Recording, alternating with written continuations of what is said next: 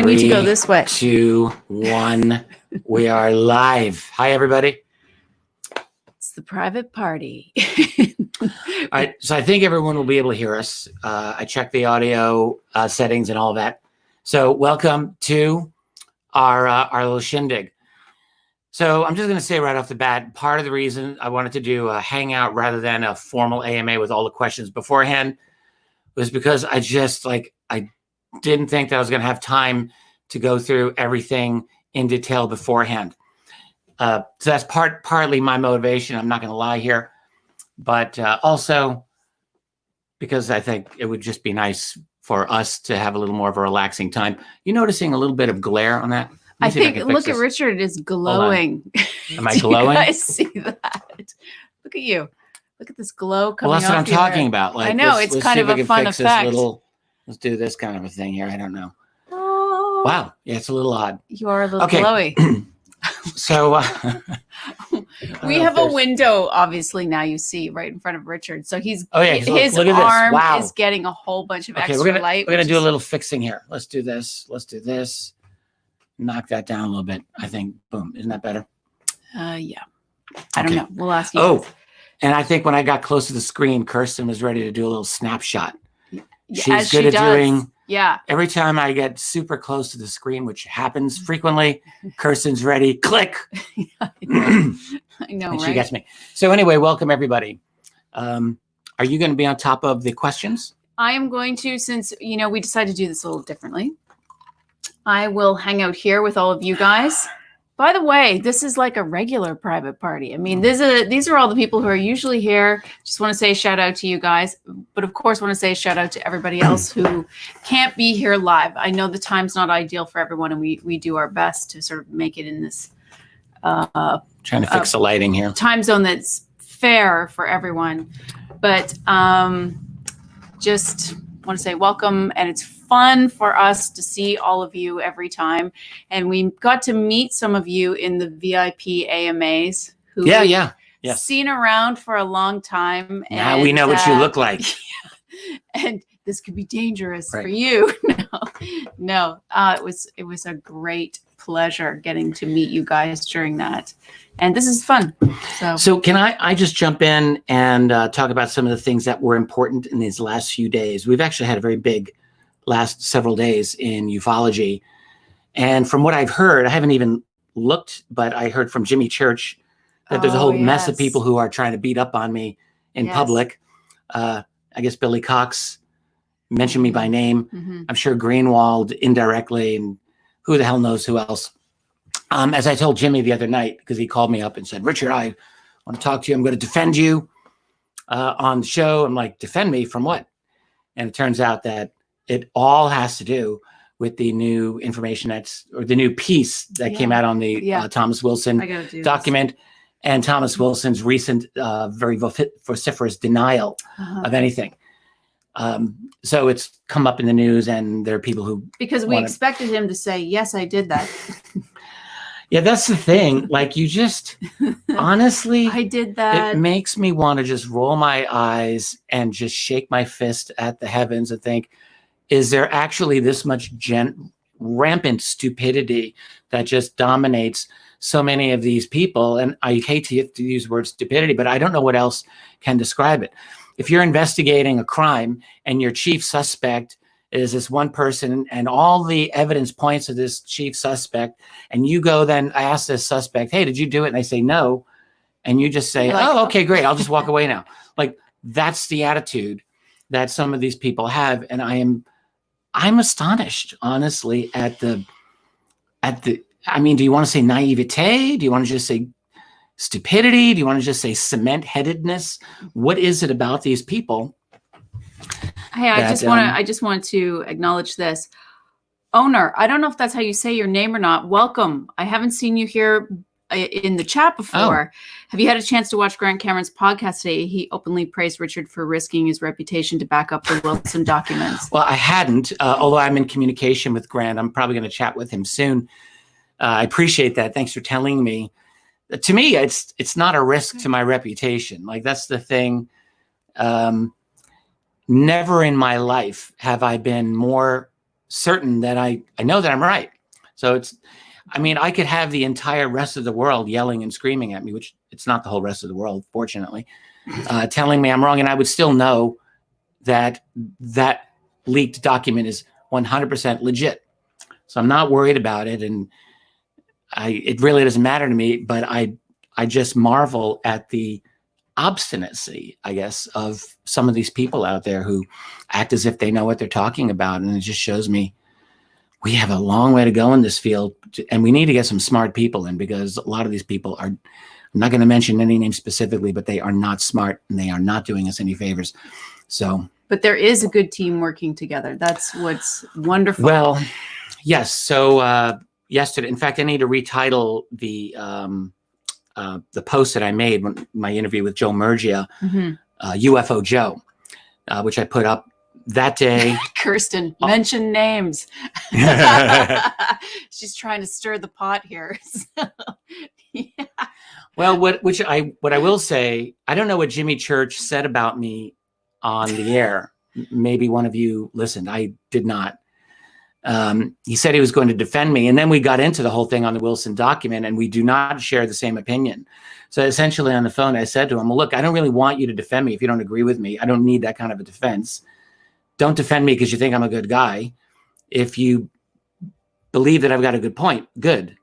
Otherwise, shut the hell up. I do my own defense for me, and that's fine. Those guys are friends. So it turns out Jimmy now believes that the document was written by Eric Davis. I'm like, well, gee, that's really smart of you to actually recognize the obvious. Like, Davis himself has practically admitted it, which we can get into that, I suppose.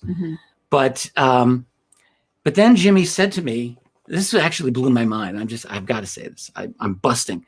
He's like, I don't think Davis was telling the truth. I'm like, what are you talking about? Like, you don't think?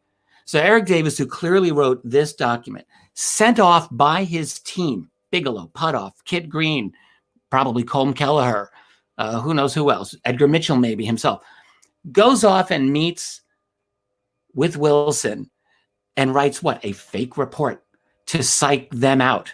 Because physicists have time.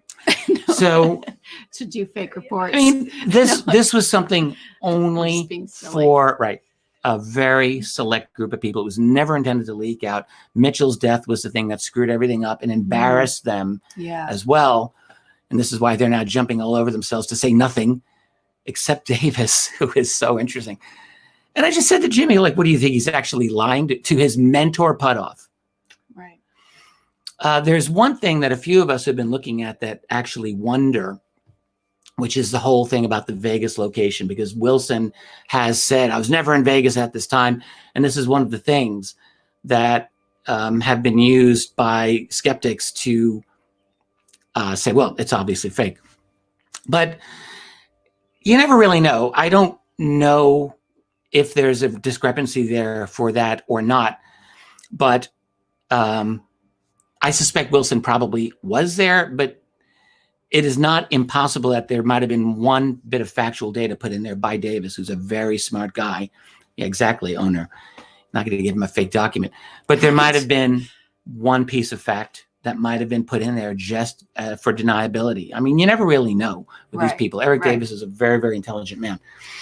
In any case, there's going to be more about this. And I think it's probably well enough known that I'm just going to say there's been strong rumors, I think, which are true, that the New York Times is doing, at least in part, a treatment of this document.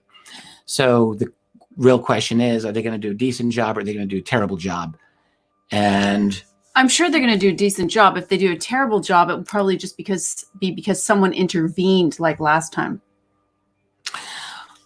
Right. Well, there's no question that everything that they do at the Times is very micromanaged from their higher, I'm sure they can't say staff. well, we know they can't say everything they want to say. So that's true.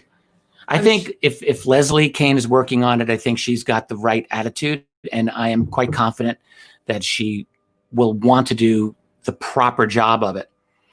So, yeah, an owner actually just said something else scrolling up. Oh, it was David Coleman talking about TTSA. We're going to get into them as well. I suspect I'm waiting for answers wrote to a couple of people, just, I didn't tell you this, about the recent news of the Senate Intelligence Committee on UAP. We'll get into that. And I'm wondering, I just wrote to Alejandro Rojas about this. I said, what do you think are the odds that TTSA is behind this?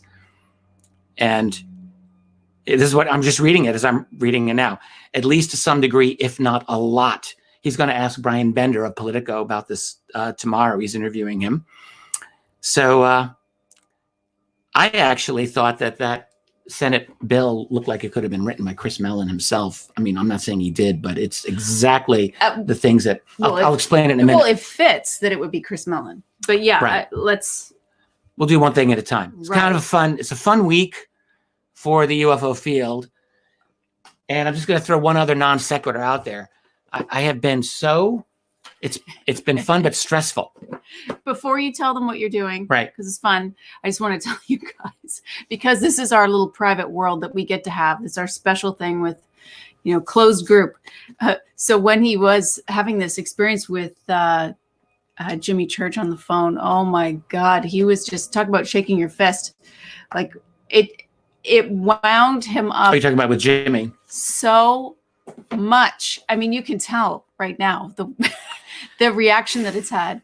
I love and hate him. I mean, I mostly love him, but he drives me crazy sometimes. But it's true. It's all because, there's all this exciting new information in the field. But Don Benko writes, yes. Glenn Greenwald had a disappointing take on them. I didn't even know Greenwald talked about the Wilson documents, comparing them to a TV and movie script. Well, look, I admire a lot of Glenn Greenwald's work, but he's clearly ignorant about this and should really withhold the judgment until he learns a little bit more. Unfortunately, this is the problem with a lot of these journalists. They jump in, they dive in without Justin. Jimmy Church brings out of everyone. If you really have not heard some of my private conversations with Jimmy, I always have to tell him in the middle of a conversation, I love you as a friend, man, but you make me crazy. He knows that I say this. They are on opposite ends, but that's what I do love is you guys make your way through the conversation. Oh. There's a lot of this, but they make their way through it and they always come out friends. Ed Kaufman, funny. Yeah. Gordon Novell. I have to tell some Gordon Novell stories. That would require dropping a lot of F-bombs because that's how Gordon rolled. The world is my punchline. I love it. So let me just finish one thought at a time here. We were talking about the whole TTSA thing. Oh, no, you are on fire. Look at this. I think debating this document after this moment is just playing Philip Glass of the modern world. Totally agree. I personally believe, Glenn Greenwald. He means John Greenwald. Yes, thank you. I was wondering because you said Black Vault up there. Okay. Right. Yes. Well, you can comment on that. I've known John for a long time, and I've always liked him. I knew John Greenwald. I met him personally back in 2003, long time ago. But yes, I think over the last few years, he's moved into some very unfortunate directions, and I hope one day we can turn him back toward the path of the good. I think he's just been very obstinate about a number of things. I thought he was obstinate on TTSA, and I thought he was obstinate on this whole document. Abe, do we really know that Putoff or others received the same notes as Mitchell? Yes, I do know that. I know that. Can you give him a tiny bit more without crossing the line? I already just did cross the line saying that. Okay. But look at this. Yeah. What Brian is saying there. They did. Brian, Alejandro said on Twitter that Leslie Kane and Blumenthal have denied knowing anything about the rumored New York Times article. When was that, Brian? Because, I guess we shouldn't really say anything, but there was a time I'm sorry, go on. They wanted to do damage control, I think, to be able to get ahead of it. Can we just say that? Well, it's out in the open. Blumenthal did a very ill-advised interview with Michael Hall, the attorney. And Blumenthal apparently is not a young man and is not technically savvy. And Hall apparently said, hey, do you mind if I live stream this? He didn't know what that meant. I don't think Blumenthal knew. So Hall starts putting it out there, and they're talking about his research into this document. So I'll answer owner's question in just a second there. Okay. But So it got out, and then Blumenthal's like, pull that, get that thing out of here. And Hall complied. Like, you have to wonder how anyone would ever trust Michael Hall. Like, I would never trust this guy, Right. ever. So it got out, and so it's known. They can deny all they want.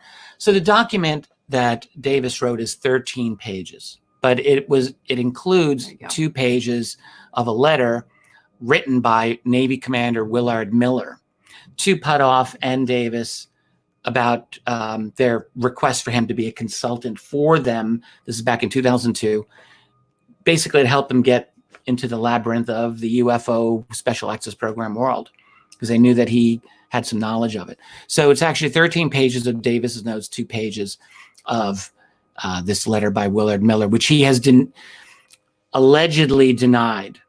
We actually don't have a recording of him. All we have is that through a radio program podcast, which shall not go named because I have no respect for them, but they reported that they spoke to Miller and that he denied at least writing parts of it, or it didn't seem familiar to him.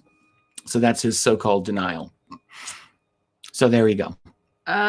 David. Keep crossing the line, someone wrote. Yeah. Well, yeah, I mean, I'm just going to tell you, look, I've said this many times. The person that I'm protecting, it makes me crazy that I can't mention this person's name, but I think smart people who have been paying attention know who it is, but I've never mentioned his name. I will only say, and I have only said, this is someone extremely close to all of this. All right. Who would very obviously be someone who would have gotten a copy of it. End of story. Like, and I was shown this by this individual back in 2006. So, yeah. So I know the 2 pages that I was shown was what Eric Davis released. Like, because I remember the exact phrasing of what Wilson said: not made by human hands, not of this world, not made by man. And that was one of the pages that I read. So, yes. Any other there's lots. There's lots. I was trying to hold back. Do you want to go here or later? David, let's get into that. Well, David writes, this is Reagan. Wembert. We're talking. If an outside alien force from outside our world were already among us, per Reagan, needed to subvert our culture, society, without getting blamed for it, how would it look any different from today? Good question, sir. Why don't we put a pin in that and we'll come back to it? Okay. I don't want to shift around too much. I've already been shifting. Let's stay with it. What would Mitchell have to say about all this right now if he were alive? I'm sure he would deny, just as the other ones are. Yeah. And I can say this because I myself asked Edgar Mitchell of a few questions relating to this back at the time. And he was willing to give me a couple of little tidbits here and there, but he would not go to the extent of compromising anyone's identity. So I see Joe Merge's name. What's this one? If I could remove uncertainty about any one aspect of the UFO phenomenon, what would it be? And then we'll get back on to... Well, probably where they're exactly from. It's not does it exist? The phenomenon's absolutely real. The real question that I would want to know is, I'm not certain. Are they literally from another planet? Or is there another answer that's more complex than that? I would want to know integration levels and agendas. But that's, I mean... I would want to know that too, but for me, I'd want to know what I said first, because it's like lower on the fundamentals. Like, are they from here? Where are they from? What are these? Right. Do you want to address Onar Radio? He writes, another problem is Mr. X accusing or judging. Oh, okay. So let's talk about Mr. X. Accusing or judging these people with security clearances to come open without mentioning your name is ridiculous. Thought you might want to address. So Mr. X is the person who did a 3+ hour long interview on the Project Unity YouTube site, run by Jay. Golly, what is Jay's last name? I can't recall. Oh, I don't remember. He's a good guy. I've spoken to him. Really like him. and he brought in this gentleman who's anonymous. I don't have the same opinion, and I'm trying to be careful here in saying what I say, because I know a lot of the behind the scenes stuff about that. And I very much respect Mr. X. And all I will say is I think you can agree or not agree with the emphatic nature of like, these people need to come clean. I don't actually share that opinion 100%. I believe in openness and disclosure, but I also feel that I understand from my point of view why these people, as much as it makes me crazy, like why Putoff, why Davis, why won't they say anything? Well, we actually know why. And they won't because clearances, because of their clearances, and they're just not going to do it. And we can disagree with them. I have actually begged, I have practically begged at least one of these individuals to think of posterity and to come clean. But I don't even feel like I'm in a position to judge them on this. I don't know everything that they know about the pressures that they're under, and I wish that they would come clean and make my life a lot easier. It would be much easier for me. Right. So, okay. So I'm back up in the questions a little bit. So I'm not quite up because I'm trying to get him to go down. So yeah, Technomage. Did the contractors in the document identify themselves by name? Well, the document is simply Wilson's statement to Davis and what Davis wrote down. No, there's no identify of the individuals. Absolutely not. Wilson described them to Davis as the gatekeepers. I think that was one of his main names for them. But he did describe their position. And the positions were program manager, security manager, I think it was, and corporate attorney. So if it's Lockheed, but still that wouldn't really even necessarily be good to help to identify them, because we're talking about a unacknowledged special access program somewhere within Lockheed. And how one would find that going back to the year 1997, I mean, I suppose in theory it's possible to get some names, but I don't know. Ed writes, is any of this pushback because of a personal vendetta against Joe Murgia? I don't know. I'm going to talk to Joe again tomorrow. We're going to follow up with another continuation of the conversation. I'm often smiling because of other things I see you guys writing. So I apologize. He's answering you, and I'm looking at Imaginosaurus. You should get the award for the crazy name today. Is it Alf? Oh. Is it Alf? Well, oh my God. I don't know if anyone's got a thing against Joe Murgia. It wouldn't surprise me. Joe's one of what Grant Cameron called the so-called young guns.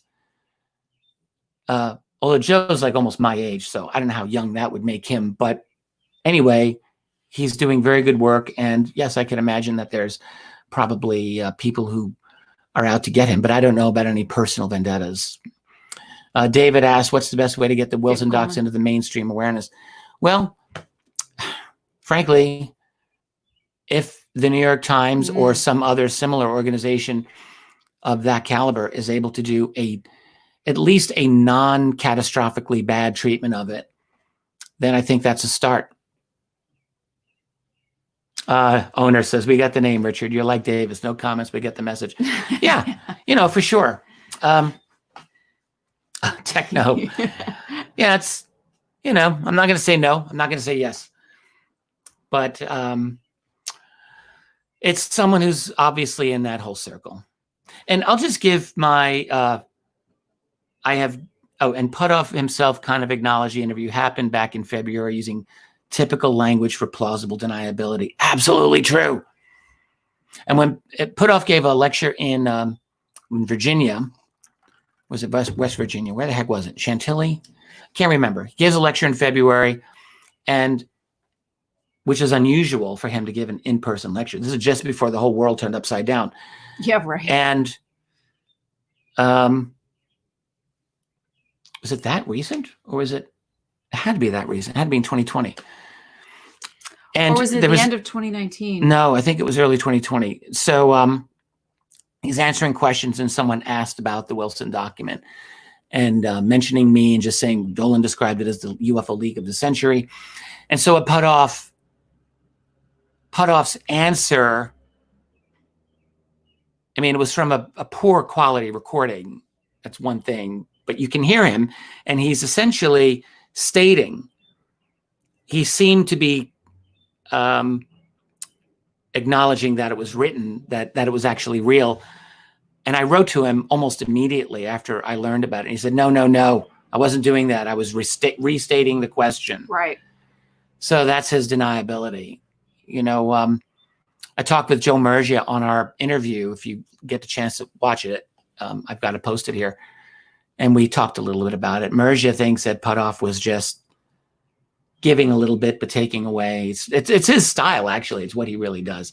He's ultra exact about how he communicates in public and also in private. Well, they all have to be, right? I guess if Yes. they have their clearances. So. And he's really good at it. He's had 50 plus years of practice. So Carolyn, so who is above Wilson with his ranking would shut him out of all of this? Do we have any thoughts? Yeah. I think Jack Gansler, I don't have the document in front of me. Wilson was not in charge of everything. He was, at that time in 1997, he was Deputy Chief of Intelligence for the Joint Chiefs. And shortly after that, he became Chief of Intelligence for the Joint Chiefs of Staff. And at the same time became head of the Defense Intelligence Agency, which my understanding is they are the same position. They are the same. By the way, Bob McGuire, we're going to get to the Senate and Rubio in a minute. So Wilson had superiors for sure. And in fact, if you read the notes, he's talking to the three gatekeepers and he's complaining to them. You know, they threw him a little bit of a bone. They said, well, look, yeah, this is an ET related program. We're trying to reverse engineer a flying saucer. And you could really understand the only reason they told him that much is just to shut him up, because he really was making himself into a problem. So they gave him enough, but they said, you're not on the Bigot list. By the way, Bigot, I learned, stands for British Invasion of Germany. It was from World War II. British Invasion of Germany, something, can't remember. And it simply has come to mean in the black budget world, occupied territory. British invasion of German occupied territory. Okay. Bigot. And from that point, it got used in the special access world to mean the list of people who are in the program. So these three are telling Wilson, you're not on the Bigot list. Sorry. He's like, I want in. They're like, too bad. I'm going to complain. Go ahead. See what we do. We don't really care. Doesn't affect us. Right. He does complain. And according to what he said to Davis in the notes, they said, look, you want to keep this up, you're going to take an early retirement and you lose a couple of stars along the way and you'll never be head of the DIA. So shut up about it. And he did. He was angry. Right. He was pissed. And so that is why he had the meeting. Anyway, we can talk more and more about this. I've gone over this. We went over this whole thing a year ago. We can come back to it. We will come back to it because I do think it will be written about and we can get back into it. But how about we switch gears? I do want to get into the Senate. I'd like to get Sonia here. She's just talking about John Greenwald. Right. So Sonia, thank you for this. And this was mentioned kind of in passing earlier in this. John Greenwald stated the Wilson docs are a fictionalized story based on real characters. He's said it read like a script. No, thank you for that, Sonia. And the answer is no. Greenwald could not be more wrong.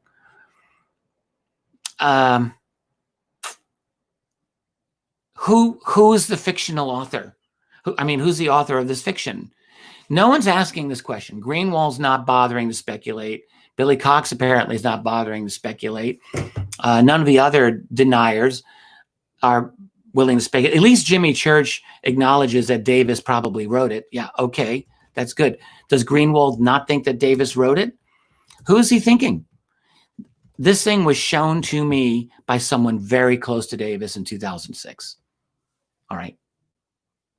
And keep in mind, I did an interview last year with Kit Green, and I threw everyone in the world a big hint, which was that Green gave me an official statement on the Wilson documents, and he gave me an unofficial statement on the Wilson documents.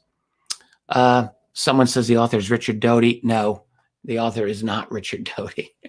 Nice try. Anyway, so I asked Kit Green, what's your take on the Wilson documents? He's like, oh, figured that was going to come up. And he gave me an official statement that almost read like he'd written it out beforehand, although I don't know. Kit Green is super, super articulate, and he may have just come up with it, but it was a very carefully worded, very cleverly, carefully worded no comment. He actually said, I can't talk about it, so I won't say anything about it. It's like, wow, thank you. And then he gave me an off-the-record comment about that document. That off-the-record comment took us at least 15 minutes. It might have been as long as 30 minutes. I'll have to go back and check because I have the recording. But it was a minimum 15 minutes where we talked about the Wilson document. And all I'm going to say is that you don't see me changing my opinion at all, do you? So take that for what it's worth. And here's Greenwald. Like, you'd think all you have to do is rub a couple of gray cells together and you can figure it out. Unless you want to think that I'm lying, which I'm not lying. Oh, and Greer, what is Greer saying about the validity of the leaked documents? Well, Thanks, Alex. I don't know. I don't know if he's commented specifically. He clearly believes in it, though. Greer outed, well, I didn't know this actually until I spoke to Joe Murgia about it. Joe's actually followed this in a very, very detailed way. Greer first mentioned Wilson by name as part of this whole story back in September of 2001, the day after 9/11. Greer was speaking out on the West Coast, I think in Portland, day after 9/11. And he gave a lecture and mentioned this whole encounter, mentioned Wilson by name, and also by that time stated his knowledge that Wilson was denied access. Greer did? Yes. And that's in my interview with Joe Murgia. So that's quite interesting. And I hadn't known that, or at least I hadn't remembered it until I read it in Joe's 4-part piece on all of this, which was 24,000 words, he said. It's quite long. Yeah, thank God you did the interview. Thank you. Yeah. So the point is that, Greer has the meeting in April 97. He goes in with Navy Commander Will Miller, who is clearly the point man to all of this. Miller's friends with Thomas Wilson. Miller's friends with Greer. That's important. Mm-hmm. Mitchell was really not as critical in all of this as we were all led to believe. Mm-hmm. Like when I spoke to Wilson about it in 06, I didn't know who Will Miller was in 2006. I just did not know anything about the man. All I knew is that Greer was there with Mitchell and Greer's assistant, a woman named Sherry Adamiak. I didn't know about a lot of the other people who were also there, but it was Miller who was actually the key to all of this. And after the meeting ended, according to the notes, Miller spoke with Wilson for 2 hours about all of this, and they clearly stayed in touch. And it was Wilson, obviously 2 months later, told Miller he was denied access. And it was Miller, obviously, who told Greer and who told Mitchell. They were all part of the same. And through Mitchell, that's how the Bigelow crowd got wind of it, that Putoff and Green and Eric Davis and those guys. Mm-hmm. So they probably all knew early on, and probably by mid-1997, that Wilson was denied access. And then you can see this group of these scientists, these people, they're all very highly intelligent. They're all plugged in to a large extent to the classified world. They're all interested in UFOs, and they want to know. Right. And they're working their way through the system. And so they saw their opportunity once Wilson retired from public service in 2002. It was only a few months after that they sent Davis out to meet him through a meeting set up by a mutual connection of Davis's and Wilson, a man named Oki Shannon, who spoke on behalf of Davis. And Davis met with Wilson, and the rest was history. Mm-hmm. So that's how it happened. Like, it's not complicated. So there you go. We'll see. If Leslie and Ralph Blumenthal are saying they don't know anything about this, then what can I tell you? But Joe hinted there might be a recording. I have actually been inquiring as to a recording of this myself. McGuire. Brilliant and extremely valuable and capable. Well, John is smart and he's tenacious. But yeah, right. Not an intelligence analyst, not in this case at all. Owner, I know. I feel like I need to open up a remote viewing group here. Like you guys being me, train you guys be the group, and we'll set the targets. That would be amazing. And by the way, the idea of was there a recording when Davis met with Wilson? There's been a lot of speculation that it was recorded, but I have been making my own little inquiries. And I don't have any confirmation one way or the other, but it could very well be that it was not explicitly recorded, but he might have taken some notes, and one can assume that in the immediate aftermath, he probably wrote down everything that he could remember, which was probably pretty much everything. So I think that's possible as well. So how about that for the Wilson leak? Not bad, right? Yeah. I think we covered all of that. Yeah. But yeah, you could sense my frustration with a lot of the people in the field. I don't let it bother me too much, but there are times when I just marvel at the pig-headedness of some of the people in this field. Honestly. Brian asks. Yeah, I like this. What do government or military people do when these folks with clearances, when senility sets in? That's actually a serious question. I don't know. I don't know how they handle it. I'm sure they do something. Right. I wonder what. Could you scroll back up to that? Yeah, Bob sure. McGuire said something interesting. Oh, yeah. He's mentioned Merge has known Miller since the 90s. That's true. Or at least since 2000. I think it was year 2000. I think it was higher up. He mentioned that SAPs were just a brilliant innovation or something like that. Here we go. There. The SAP is a development SAP, not controlled by Intel. It is a brilliant cover-up move. The Special Access Program is a develop. Oh, yes. I think that was in the notes by that I was reading in.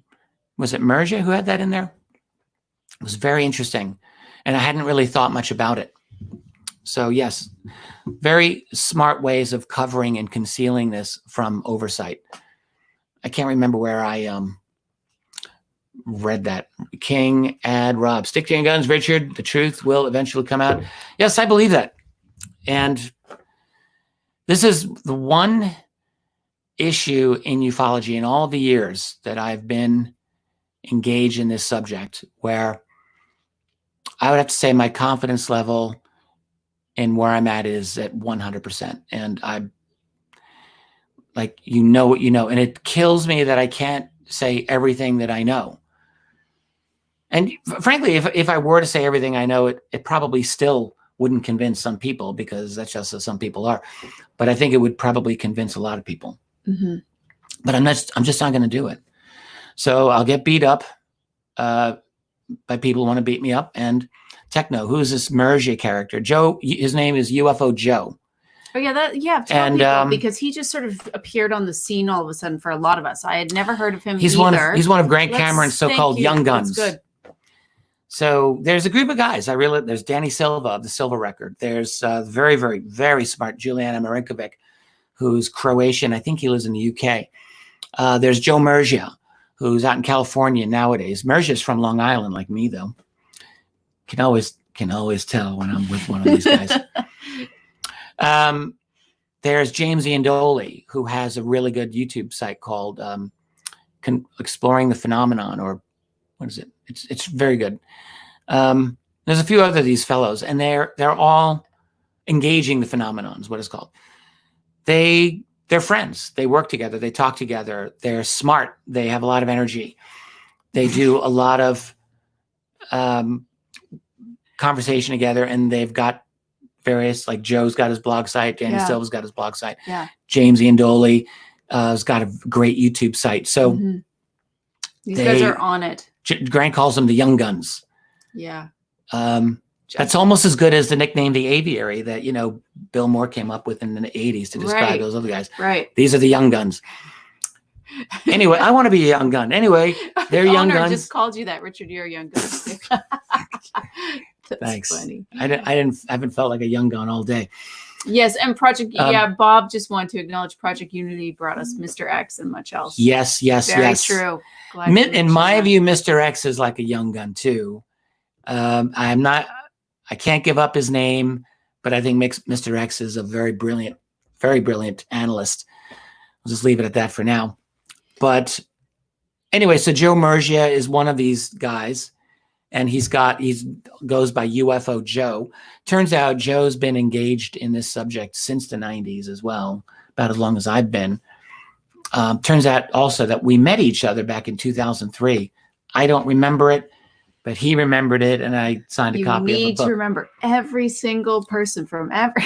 Just kidding. Well, I know. I'm sure they understand. He does. I'm sure. And so, a lot of these people lay low for a while, but he's been quite active, and so he's got a very good blog site. And on his site, which is linked on one of the earlier posts from earlier in the week, it's a post where I talk about interesting news going on. I have a bunch of links. Yeah, right. His website is linked there, and I definitely encourage people to check out his 4-part analysis of the Wilson document. It's a really good analysis. It's long, so it's probably not for everyone. That's why I wanted to interview him. Our interview, which went out on Tuesday, I would consider good. It's hard to make it a great interview because there's just so much for us to have covered. But you're going to do a part 2. We are indeed. I'll probably talk with him, and we'll do it tomorrow. Right. I'm guessing. But so just so people know, you have almost a backlog of things coming out. Yeah. And interview-wise related to this.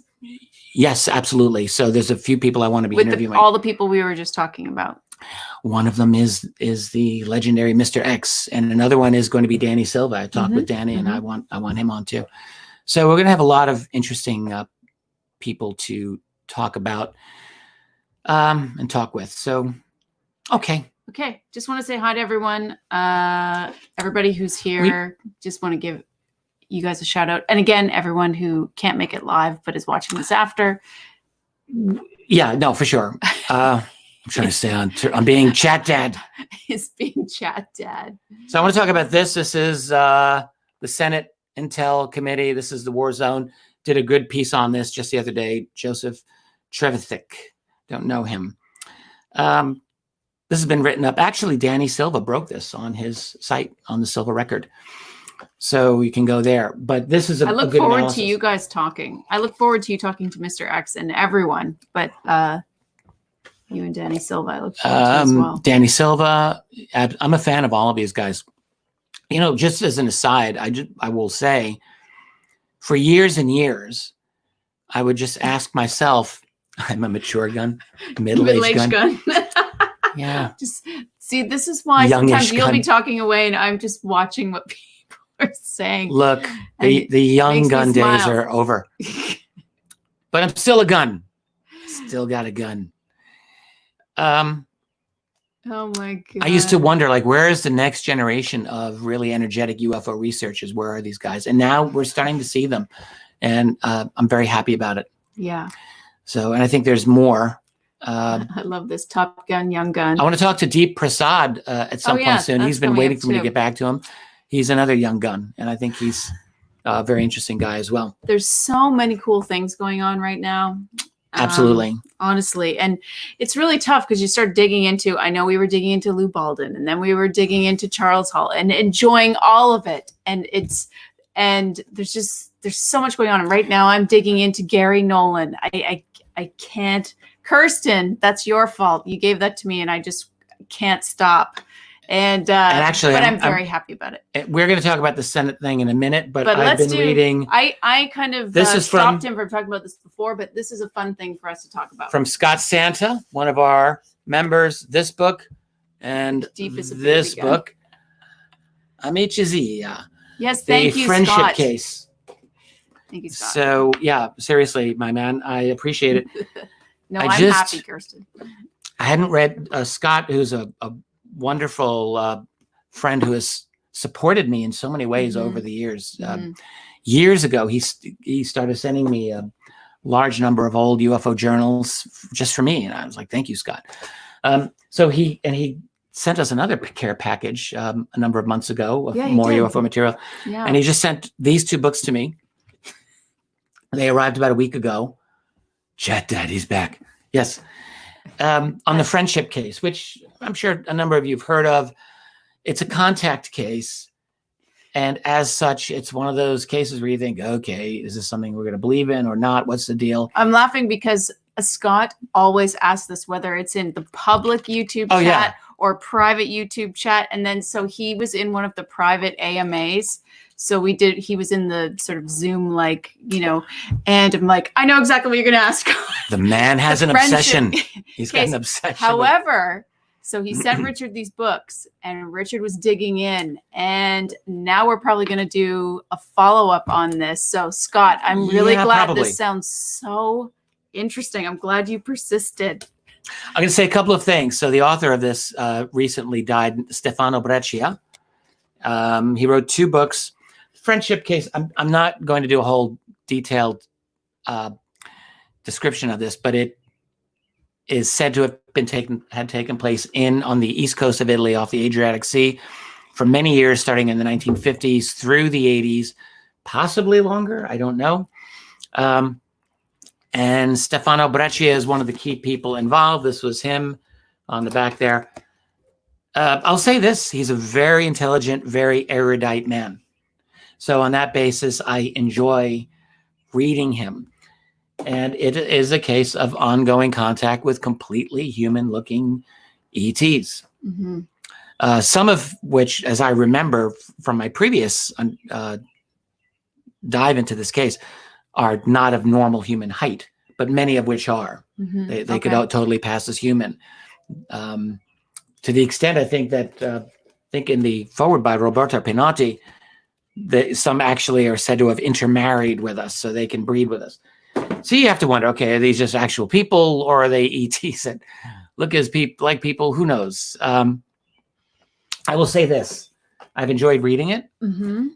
And I don't know exactly what I think about it at this point, but I will say this. When I first studied the friendship case a number of years ago, I was prepared just to dismiss it all. And I thought it actually doesn't seem that quite so easy for me to dismiss. But can you also just comment to them on what you said to me about Roberto? What did I say about Roberto Pinotti? I don't remember. How you respect his work.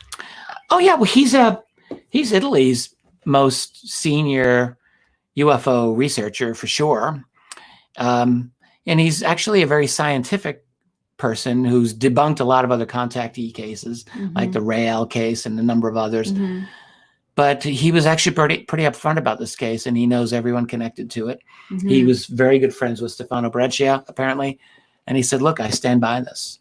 So for what it's worth, I think we're going to try and interview him. So all right, so that's it for the friendship case, and we're going to jump into the Senate. But I'm just going to answer Techno Mage, who says, "When are you going to talk to Eric Davis?" Good question. I really ought to. I haven't. I know. The thing is, I don't know. I don't know if it will change anything. I think it would be a good idea. I mean, maybe you could talk to him off record at least. I'm going to answer Jenny's question. I may have missed this, but what does Richard think of the New York Post Basement Office series? Seems like the most watered down attempt at drip disclosure. Well, here's the thing. It's New York Post. I wish they actually wanted me to be part of it, and I blew it off. I totally blew it off. I was like, New York Post. Well, because, I mean, we know why, though, because it's New York Post. You expected they were going to make fun of this. Right. They're not. And they're trying, they're using Nick Pope and, Yeah, even though it seems watered down, at least they're giving it a fair treatment. That's sort of my position on it. So in a way, I think they are helping the cause. They're not going to go, as far in, but at least they're doing a respectable treatment. Right. Yeah. Right. Okay. Let's jump into the Senate thing, okay? Because this is actually really, really important. This is not a trivial thing. Jim, sorry I haven't got any of your questions. Just want to say hi. Hi, Jim. Hi, everyone. I wonder if my one other contact has gotten back to me. Oh, owner just said, well, I'm all over the place with your questions. I try and hold a space way back, but then I'll go to the bottom and I get mixed up with them sometimes. Wait, the friendship case in Italy is covered comprehensively by Paula Harris. Good. Okay. Good to know. Okay. Thank you. Okay. So, yes, I just got definite confirmation that TTSA was very much is considered to be responsible for a lot of what just happened in the Senate. Who just told you that? Yeah, well, okay, don't say. I didn't hear what you said at the beginning of this. Right. So you just got confirmation, is that what you said? Yeah, totally. Okay. So here's the thing with the Senate. Marco Rubio submitted the Senate, what is it called? The Senate Intelligence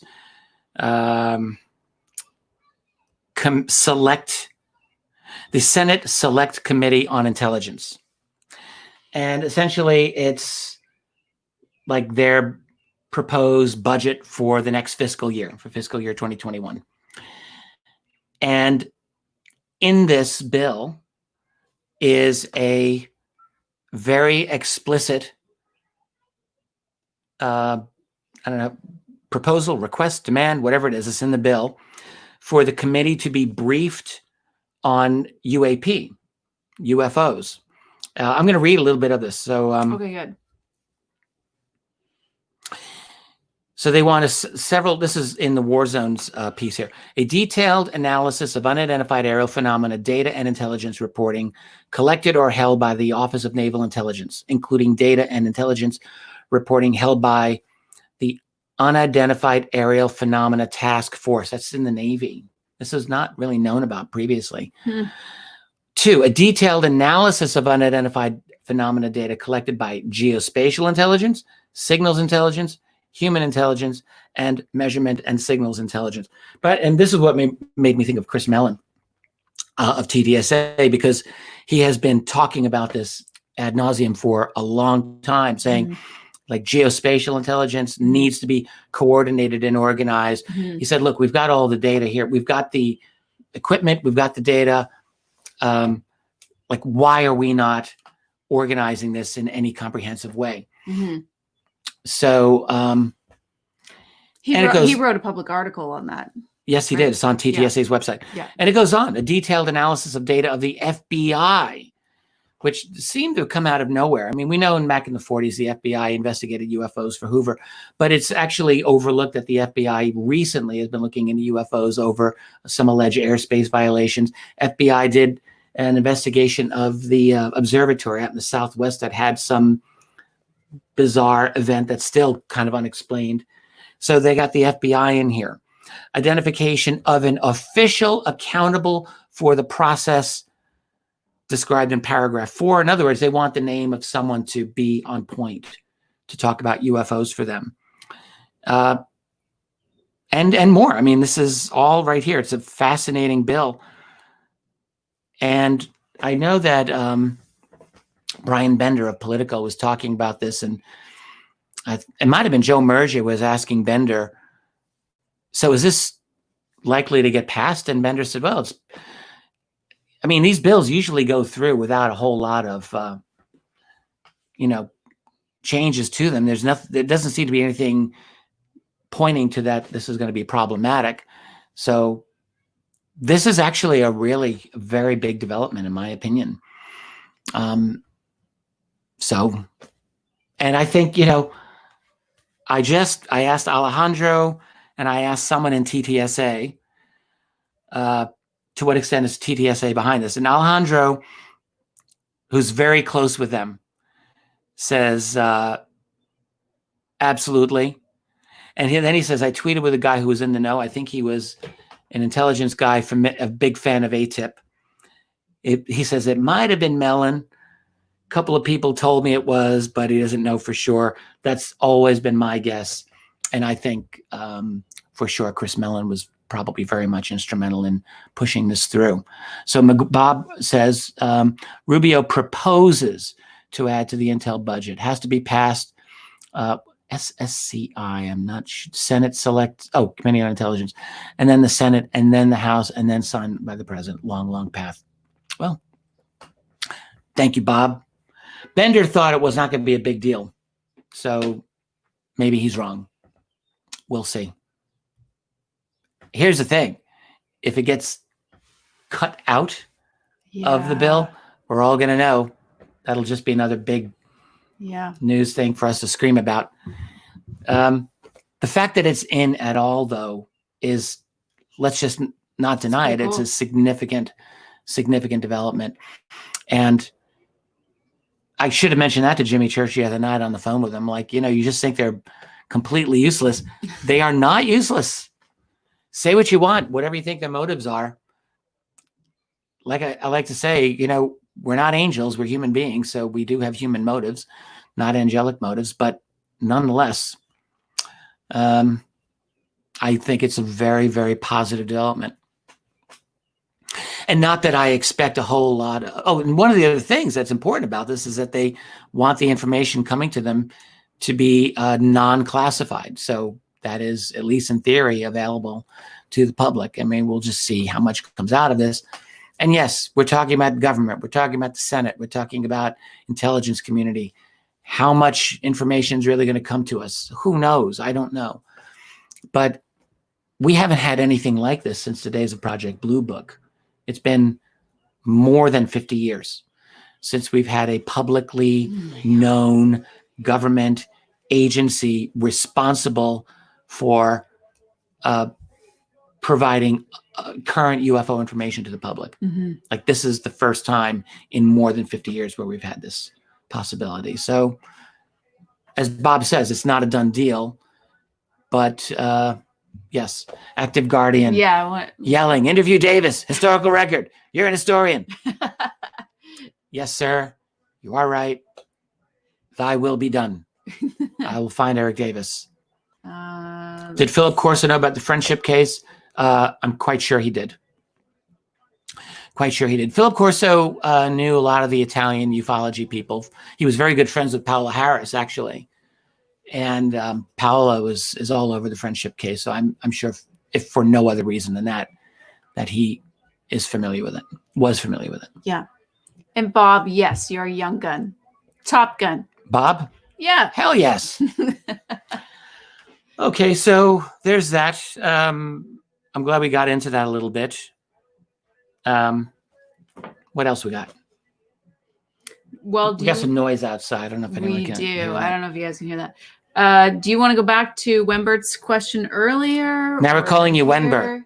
We're not even calling you David. It's just Wenbert. I'm sorry. We read a lot of your emails, so sometimes we call you David, sometimes Wenbert, sometimes prestidigitate. I always laugh when I see people referring to me as Dolan in public. I mean, I'm used to that. Sorry, so I mean it in a nice way. I don't, Okay, I just have to say this. I'm smelling someone's pot from out. Someone's smoking weed outside this window. We're gonna get hotboxed. So if we start getting hotboxed, you're just going to see. Wait a second. Is something burning? Keep everyone occupied. Oh my God, that does not smell right. Mike, is anything burning?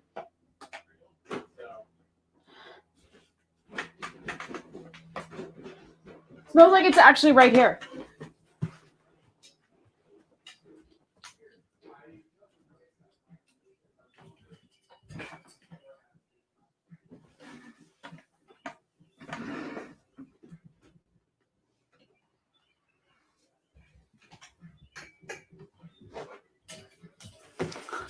Okay. I think everything's okay here, just so you guys know. Oh my God. One or the other. Okay, it seems like it's okay here. We're good. Everything's fine. Here's the deal. Yes. Oh my God. What happened? I went outside and Oh, I bet Kirsten just got a little screenshot of me again. Anyway, I went outside. Skunky, but it did smell, something smelled off. As soon as I went out the front door, there was like a bad smell out there. I don't know if it was burnt rubber or like a skunk, but I think it's not as bad as a skunk. So I think it's burnt rubber. Cigarette smoking man. Yeah. Dad told him. Yeah, right. I went out there. He was a I was like, "You kids, oh my knock gosh. it off." Yeah, you should see him sometimes at 2:30 in the morning, and I'm like, don't go outside. And I, of course, look out the window, stand on top of the bed, Yeah. and he's going up to a car that is cranking music in the neighborhood. True. And I'm like, oh my God, don't do it. Don't do it. I was telling him, don't do it. Of course, there he is. I've done. Moment. Yeah, oh yeah. I've had it worse than that actually. But yes, here's my attitude. Honestly, it terrifies Tracy. No, but he doesn't take anything with him, Kirsten. He just goes. I feel like, look, no one else in this neighborhood is going to do it. And if someone is, I don't believe in letting obnoxious people run the neighborhood. I just don't believe in it. I don't want to be stupid about it. I don't want to get hurt, but I don't like it. And so, no, and I'm not confrontational and nasty about it. I'm usually very nice. No, you are very nice. I've gone into large groups of young guys out there at various times and asked them very nicely. Yeah. As I like it, slate fellas. That was a weird moment, huh? What, just now? we think something's on fire. Well, I didn't know if the house was on fire. I know. What the heck is that? Yeah, the smell did seem like something was actually burning after. Didn't smell like that at first. All is well. But yeah, all is well. Okay, back to it. Okay. Remember Eugene Malove? Be careful, Richard. Yes, I know, right? Okay. Yeah. Okay. So oh my goodness. Look at Kirsten's trying to help me out here. Oh, wow. Okay. We've got some other questions here. Okay. Let's see. I'm going to blow this up. I have trouble blowing this one up, actually. I don't know why. Some of these we read. I'm reading them already. I can't. Can you just scroll down there? Let me try. Let's do this here thing. Can you see it? Okay. There's a lot of, I'm seeing John Greenwald come up a lot. We've kind of talked about all of that. Some of the ones that we covered. I am going to find Eric Davis. I think that's his email. Yeah, I've got his email. I'm just going to reach out privately. I love following the smackdown that he and Sarfati are giving each other. Oh my! Just for fun. I don't. They're going back and forth. If any of you are on this list, I think Davis is getting the better of him. But I was telling Kirsten,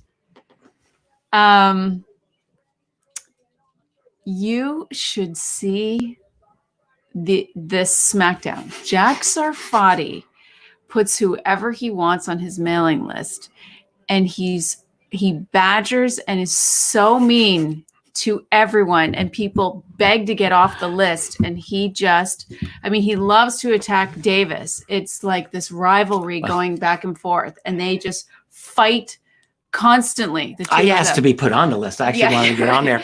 But actually, I don't think Davis wants to be on there either. But Jack just puts people on, and he just attacks. I'm talking random people. It's like interesting. Deepak Chopra attacks. Bob McGuire is on it. Attacks. So John Alexander took him to the woodshed. Yeah, that was a recent one. They just go back and forth. Oh my God. I can't even argue the science. To me, I will just say Sarfati is quite brilliant. He's worth listening to. When I can understand him, I like to listen to the man. This is why I actually wrote to him. I don't know. I'm not saying some he's time not ago brilliant. I said, put me on your list. I'm just saying. I don't think he hates me anymore, so I'm on his list. And I just watch the fireworks. He's someone who likes to take low blows. I've understood that he's actually Bob? very nice in person, but he's a keyboard warrior, that's for sure. Wow. And not to mention, he emails all day long. Like he has multiple lists. He just does this all day long. I don't know how he has time to work because our inbox is so full of Jack Sarfati. It's like the main, it's crazy. Right. Anyhow, Jim, let's see what you got here. This is obscure. The newsletter should be called At Out. Oot in a Boot with Richard and Tracy. With love. Oh my gosh. Our last newsletter was quite a large one. And I'm going to be honest. I'm going to tell you guys, the newsletter was so big there for a while. And then we decided not to put one out because of the conference that was coming up. We didn't want it to, our newsletter is huge. And we always look at it on a laptop. But if you look at it on a phone, it must be just like... Goes forever. Goes forever. So we just thought it was too much. So we actually cut out some of this last one. And it still is a lot. We apologize that it's so big, but we want to have a record there of just about everything. Yeah. And we try to. So yeah, we apologize for giving you so much information. Who the hell do we think we are? So anyhow, what I'm going to do, I mentioned this before, but I'll say it again. I didn't do it this time. I forgot. I'll do a post every time I put out a newsletter because sometimes we're just too busy, but I will put up a post tonight or tomorrow morning. And you can just link to it if you can't find it in your inbox. Because I find these days with newsletters, they end up in junk mail. They end up in promotions. It's hard to find them sometimes when you want them. Right. So I will put it up on a post. So you can just click on it if you want to have a quick look at it. Jay Fleer says, no censoring the newsletter. We craven. Okay. The newsletters, we've really, we're not going to stop doing the newsletter because it's important, but it's a bit of work. It takes a few hours. Yeah. To it's a little more than that.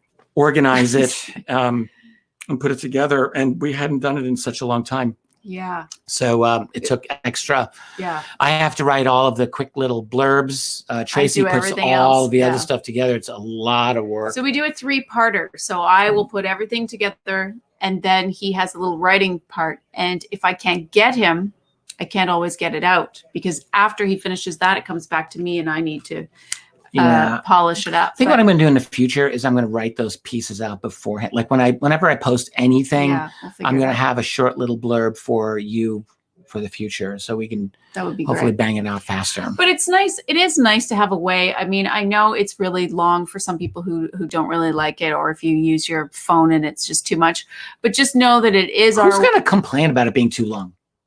We have had people really complain. Really? Yes. Really complain. Do you understand? Like, who are these weirdos? You should let me write to them. Next time we get a complaint that is too long, let me write to them. Okay. Like, someone was talking about the Dolan SmackDown. I'll give them a nice little SmackDown. I'm like, you're complaining that we're giving you too much money. Just go away. Yeah. Stop bothering us. I know. The newsletter, the newsletter is for members and non-members. Like, just in case people don't know, the first part I always do what is free to the public. Right. And the second part is all member stuff. And there is way more member stuff. And I won't put in all the announcements. Sometimes I'll try and keep it a little bit shorter. But yeah, yes. I try to put in, because there's a lot of new people too. They don't fully know what's going on. So I try to round it out there. But anyhow. All right. I'm going into our website and I want to look at the article that They don't have to read it. I know. It's so funny because people complain one way or the other. And sometimes you find yourself listening to the people that really complain and you probably shouldn't. So I will take that under advisement. Yeah, I know I shouldn't edit it down. Where is the post that I put up where I had links?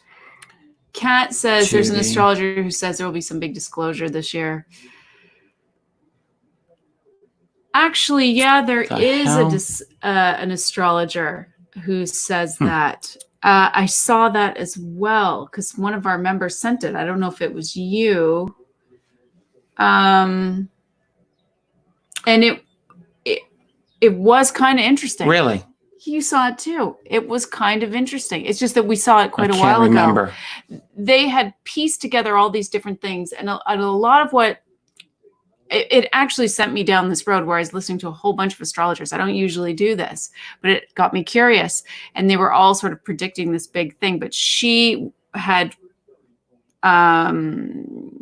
she really thought it was going to be this UFO disclosure. So we'll see what happens. Others were interpreting it in different ways, but that's we'll see, right? That's interesting. I'm looking for something here, and I don't mean to be. Here we go. Important developments in the UFO field. I'm looking on my phone at our site, and I wasn't logged in, so I couldn't see it. So I just want to make sure I'm not missing anything. We talked a little bit about Joe Murgia. I did the interview with him. Danny Silva. Yeah, check out Danny Silva's Silva record. I think he's really, really good. And then the analysis by Mr. X on the Project Unity YouTube page. Oh, and Grant. Grant did I haven't even listened to this interview. I just put it up there that Grant was doing on the Wilson Docs. So I'm going to talk to Grant soon. Yeah, you guys were supposed to talk yesterday, but I was been a little tired lately. Yeah. I have been very low energy. I don't know what the deal is. I mean, well, let's just acknowledge here there was a very big push for the conference. I guess June so. 6th. It was very intense, very big push for that. Right. And then right after that, we hit the ground running. We still, we had a lot going on. And then you got into all this UFO news. So I think you're just needing a little break. That could be. Which or I'm we probably won't take, but. I'm getting old. No. Getting old. No. I'm going to answer Jenny's question here. Sure. Richard, I'm sure you don't want to answer this. I sort of don't, but I'm going to do it anyway. But do you think it's very strange that Linda Moulton Howe is promoting a vaccine for this virus, and Jenny's got the virus in quotes, and praising Fauci and Cuomo? Hey, look, here's the thing. I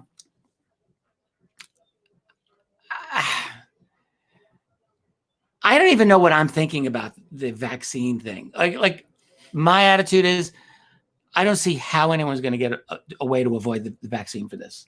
I don't see how it's going to be possible. Whether you agree with this or not, they've got the world right there. And we all know that we are stuck in economic destruction mode until there's either a vaccine or the funny thing, if you have a warped sense of humor, is that the whole virus burns out before there's even a vaccine. Right. That could happen. Right. That could totally happen. So, but until it happens, the world is just not going to go back to normal. And so is it just me being beaten down by this thing? I don't really know.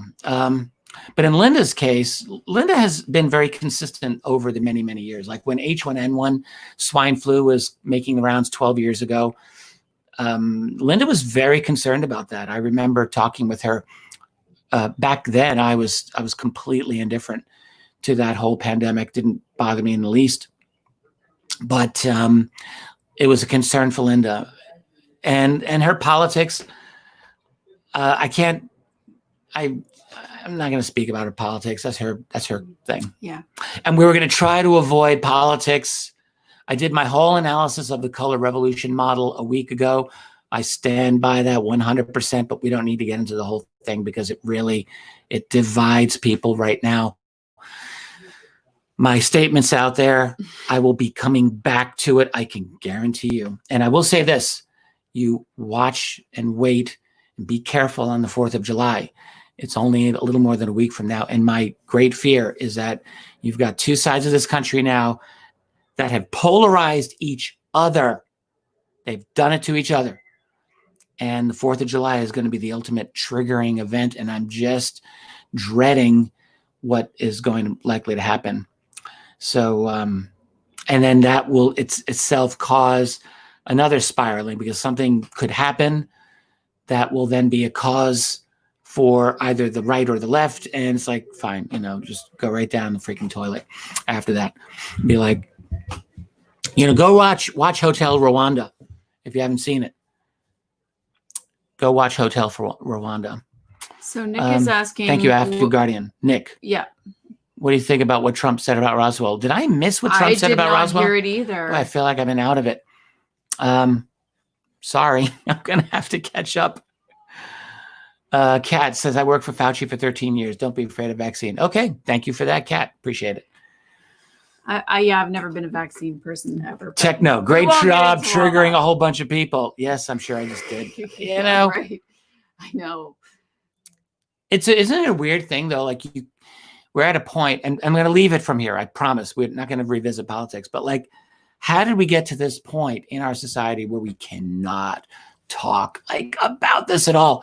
It just, when I jumped into this whole business, Roswell said, right, Bob McGuire, his son Don Jr. interviewed him, and he said Roswell was very interesting. Oh, that's right. That's what he said. Don Jr. said this. I knew that they were talking that this was going to happen, but I didn't hear that it actually happened. Well, when that conversation happened, Rob says Trump signals he has interesting details on Roswell. It's and Robert. Son grills him about Right? It's aliens. Robert. Yeah, I mean, I've always wondered that Trump would have an interest in UFOs. I mean, he's very like, before he became president, he was. I'm with you. You could see him like just leaning into the alternative community anyway. It's really not a big stretch to think that as a private citizen, especially, he'd be interested. And who knows? Yeah, I think so. Could you scroll back up? Yeah. Oh, yeah, the whole Hotel Rwanda. Ed Kaufman talks about Don Cheadle, who was amazing in that. Yeah. Hotel Rwanda, for those of you who haven't seen it, it said dramatization of the Rwandan genocide of the early 1990s, and it's worth watching. I mean, it's disturbing, but it really shows you see the complete dissolution of what had been a safe society where people got along with each other, and suddenly you see how it just tears into pieces, and that's what happened. So it's just really worth watching. When we start othering other people, the other side, and that's what can happen. You know, you start thinking of other people as less than human, and the next thing you know, you're genociding them. So that's what happened in Rwanda. It was very well done, the movie. I was not smiling about that. Yeah. I was reading this, so just so people know. JC Bucci, welcome. I'm going to apologize to you. I haven't gotten back to you yet, but you're on my list. Kirsten writes here, don't you think Trump had Roswell mixed up with Area 51? Who knows? It's possible. I don't know. We need to look into it. Remember JC from the VIPs? Yes, JC. Okay. I just want to make sure. I'm getting back to you. I know. We haven't forgotten you. He's been forgotten you. But thanks for joining us, because I don't think you've been in the chat yet before. In our private party version. This is our private hangout. It's so nice and relaxed compared to the read what Bob says. What Bob says here. Trump's uncle was a peer to Vannevar Bush at MIT, and John Trump got all of Nikola Tesla's papers for assessment when Tesla died. He covered them up and said nothing interesting. Yeah. Very, very interesting indeed. Has anyone done any kind of deep analysis of that? Because you keep hearing, it's always like the same thing over and over again. Right. John Trump and Tesla and the Tesla papers. And I've never really learned anything more. I have to admit, I don't know how much I've really how much effort I've put into it myself. But I wonder. Grant said that Trump is going to say more. Well, I don't know how Grant knows this, but who knows? I'm going to have to talk to Grant. So yeah, interviews that I've got coming up. I'm going to do a thing with Grant Cameron. I'm going to do another thing with Joe Murgia probably tomorrow. I'm going to do a thing with Mr. X soon, and Danny Silva. So Grant and the Young Guns are on my list. But also we're going to find, we got to make a list of this and keep these down. I have a list. There's Gary Nolan. He's on my list. Gary Nolan. Won't that be great? Right. I am back. I do want to talk with him. It's terrible because we get into one and then someone brings up another, and then we just go down that road for a little bit. And then, I mean, because Bob, you brought it up recently. You were saying, hey, what about Lou Baldwin? I was reminding Richard, remember? Here's the thing, I spoke with Baldwin while I was reading his book, and we talked about this in the last day. It's just kind of awkward. I know, but that was like a cold call. You guys don't know each other. 20 minutes, You're going to start, he's going to start sharing his deepest insights. No, about this. right. No, but with It's not, Linda, right. those guys spent 10 hours hanging out, and that's where all of the stuff came out. She gave him the Linda treatment, like she was just, I don't know. Yeah, so right? I just am, I'm going to reiterate. I don't think you can base anything on that 20-minute conversation. I agree. I'll give it a try. I'll write to him again. But I'm intrigued by him. I would like to finish off some of his stuff. It's just, someone sends you something and you go down another rabbit hole. I'm sure every single person here knows exactly what I'm talking about, because there's so much interesting stuff out there. Robert Hastings. Funny thing, Justin. Oh yeah. I think he came out as an experiencer recently. He did. Oh yes. Yeah, this is an Robert Hastings story. and I. We need to make nice with each other, because we actually had a couple of unpleasant exchanges. And it's unfortunate, because I really like his work. So, but he takes strong exception to my, I guess you could say, endorsement of the MJ12 materials. And we got into a big thing about it well over 10 years ago. And he called me some things, and I might have called him a couple of things, and that was the end of that. And so we haven't spoken since. I know, it's too bad. I mean, you guys are a perfect match to discuss these things. It's really disappointing. Well, and then he was also mad when I rushed to the defense of his colleague Bob Salas 10 years ago. People were, there was a whole skeptical group of people who were attacking Bob Salas. What did Dark Journalist cover in detail? I think Technomage is talking about the whole Trump's uncle thing. Oh, did he? All right. Yes, probably. I'm moving around. That would make sense. I'm scrolling around here. Yeah. Okay. I'll look for it. Which I shouldn't do, because I'm reacting to totally different things than you guys are talking about. But well, anyway, maybe I will find Robert Hastings. I've got nothing against him, honestly. I mean, I don't know if he likes me or not, but I would. We have mutual friends. I have no personal animus against him. About Robert, you're talking about. I would just love that if you guys would talk, but I don't know. Well, if he's willing to, it's really going to be up to him. I'll try to find him. Good. Yeah, and I'm looking at Bob is saying here, Gary Nolan's an experiencer. Wow, that would be so fun to ask him about that as well. So it's definitely on the list. And speaking of, Bob is on the list for an interview, to interview Bob. Oh, yes, indeed. Yeah. Yeah. In fact, Bob and I were going to try to arrange something. And then all this news broke out. Because Bob's got his own interesting stuff to talk about, as many of you know. So yes, absolutely. And I'm just going to take this moment right here for those of you who are new, because we have a lot of people who are usually here, and we have a lot of new people who are here. Just for people who don't know, Kirsten's here. She's one of our hosts. Jay's here, one of our hosts. Sherry, or Sherelle, is one of our hosts. Hey guys. I haven't actually seen Sherry in here, so maybe she's not here today. But and Bob is amongst many other amazing things. He is our head moderator, and now Jay and Sherry are assisting him in moderating in the forum too. So I just want to give everybody a shout out and a thank you from us. And speaking of Sherry, you were telling me that she's interested in the Charles. Well, they Hall, all were material. Everybody was talking about Charles before we were super interested in it. They actually had their meeting, their Zoom meeting, and that was the discussion topic. I'm reading him on my Kindle at night. Yes, and I was listening to his lectures, and so we discuss him just about every morning at the moment, and it's really fun. We really enjoy it. Oh, Kirsten says Sherry's working right now. Oh, she is. Okay, yeah. But we do want to talk about that more. That is some interesting stuff. Here can I just mention? So I'm reading it, and I find the writing is not his strong suit. Like, not even remotely his strong suit, unfortunately. It's like you really have got to get through like a lot of pain to get the information. It's like it's painful to read so much and get so little out of it.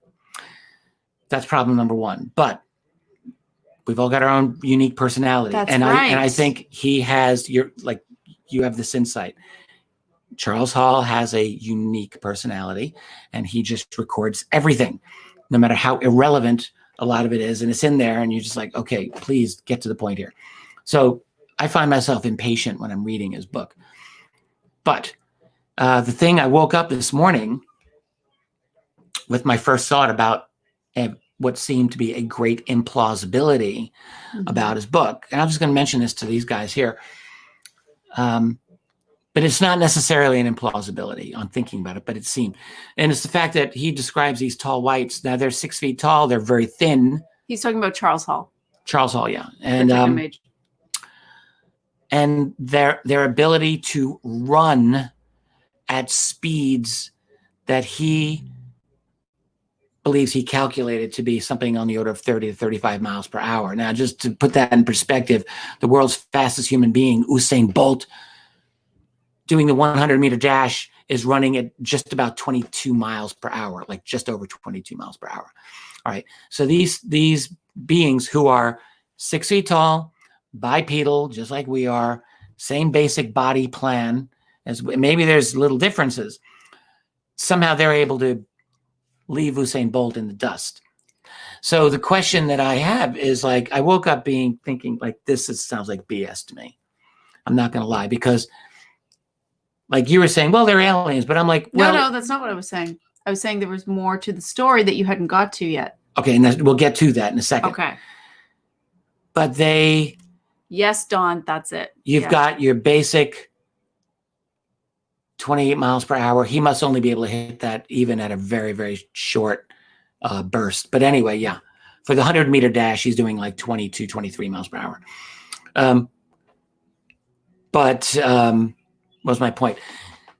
They're bipedal. They're skinny. Mm-hmm. So like, yeah, you need thinness in long distance running, particularly. It's helpful. But I just thought the biomechanics of this. So I started doing some research this morning. I was like reading like 45 minutes, like reading articles on the biomechanics of bipedal running. And it just seemed highly implausible that other 6 foot tall beings are going to be able to run that fast. Mm-hmm. Like it's just so much speed and so much. But what's the thing that you told me that I did not yet know? Yeah, well, they are actually apparently much weaker. They're right. I think they're minimum this height, and then they can grow up to 8 feet apparently. But they have these suits, and they actually levitate in these suits. So the speed might not have been their feet on the ground, and so we haven't got far enough in the story in the book. It's the one thing. No, but in the lectures, he talks about this is how they move around in these suits. So they don't sound strong enough to even run like that anyhow. And as Ed Kaufman points out, he says they're very brittle. Yeah. So they're not strong at all. According to this, yeah. So right, you would need someone with definite muscle mass and ability if they're going to do that. But one of the last articles I read this morning was a theoretical scientific paper on how to increase human bipedal speed with an exoskeleton, essentially. Right. So there are ways of doing it. And in fact, this particular article said, yeah, we might even get someone up to, I think he said like 50, 60 kilometers per hour, which is basically the speed that Hall is clocking these people at. And then we were talking about, okay, so if you took an exoskeleton, that's super clunky. What would be the evolution of that? You would think it would be a lightweight suit. If that would be sort of... If there's something that can help cancel gravity to some extent, mm-hmm. then actually there's your answer, because you're, you'd be like your own little maglev essentially out on the surface. You're not really interacting with your own weight at all. And so you might be able to achieve a better speed, but I don't know. I woke up this morning thinking, found out, it's total BS. But, I see a Bill Tompkins quote here, a question by owner. Have you read Selected by Extraterrestrials, Volume 2? I have it sent to me. I've got a copy of it. I have not yet opened that book. I don't know if/when/if I will. I don't know if you know the story of that. So Bob Wood, who was his publisher, originally I'm pointing out owners are Tall white suits, the same yeah. suits reported by Officer Zamora. Who knows? Maybe it's possible. But Zamora's people beings were quite a bit shorter, I think. They were. But good question. Same time period, though. Yeah, because sometimes we do have these reports of them in suits. Yeah, Charles Hall's experience was in late 60s. Right. Zamora's 1964. And for Zamora, just to compare bits and pieces, they were reportedly standing. Although I'm sure it would make more sense with the suit, you could do either. Right. Allow gravity or not. We gotta mention the chirping bird sounds as well.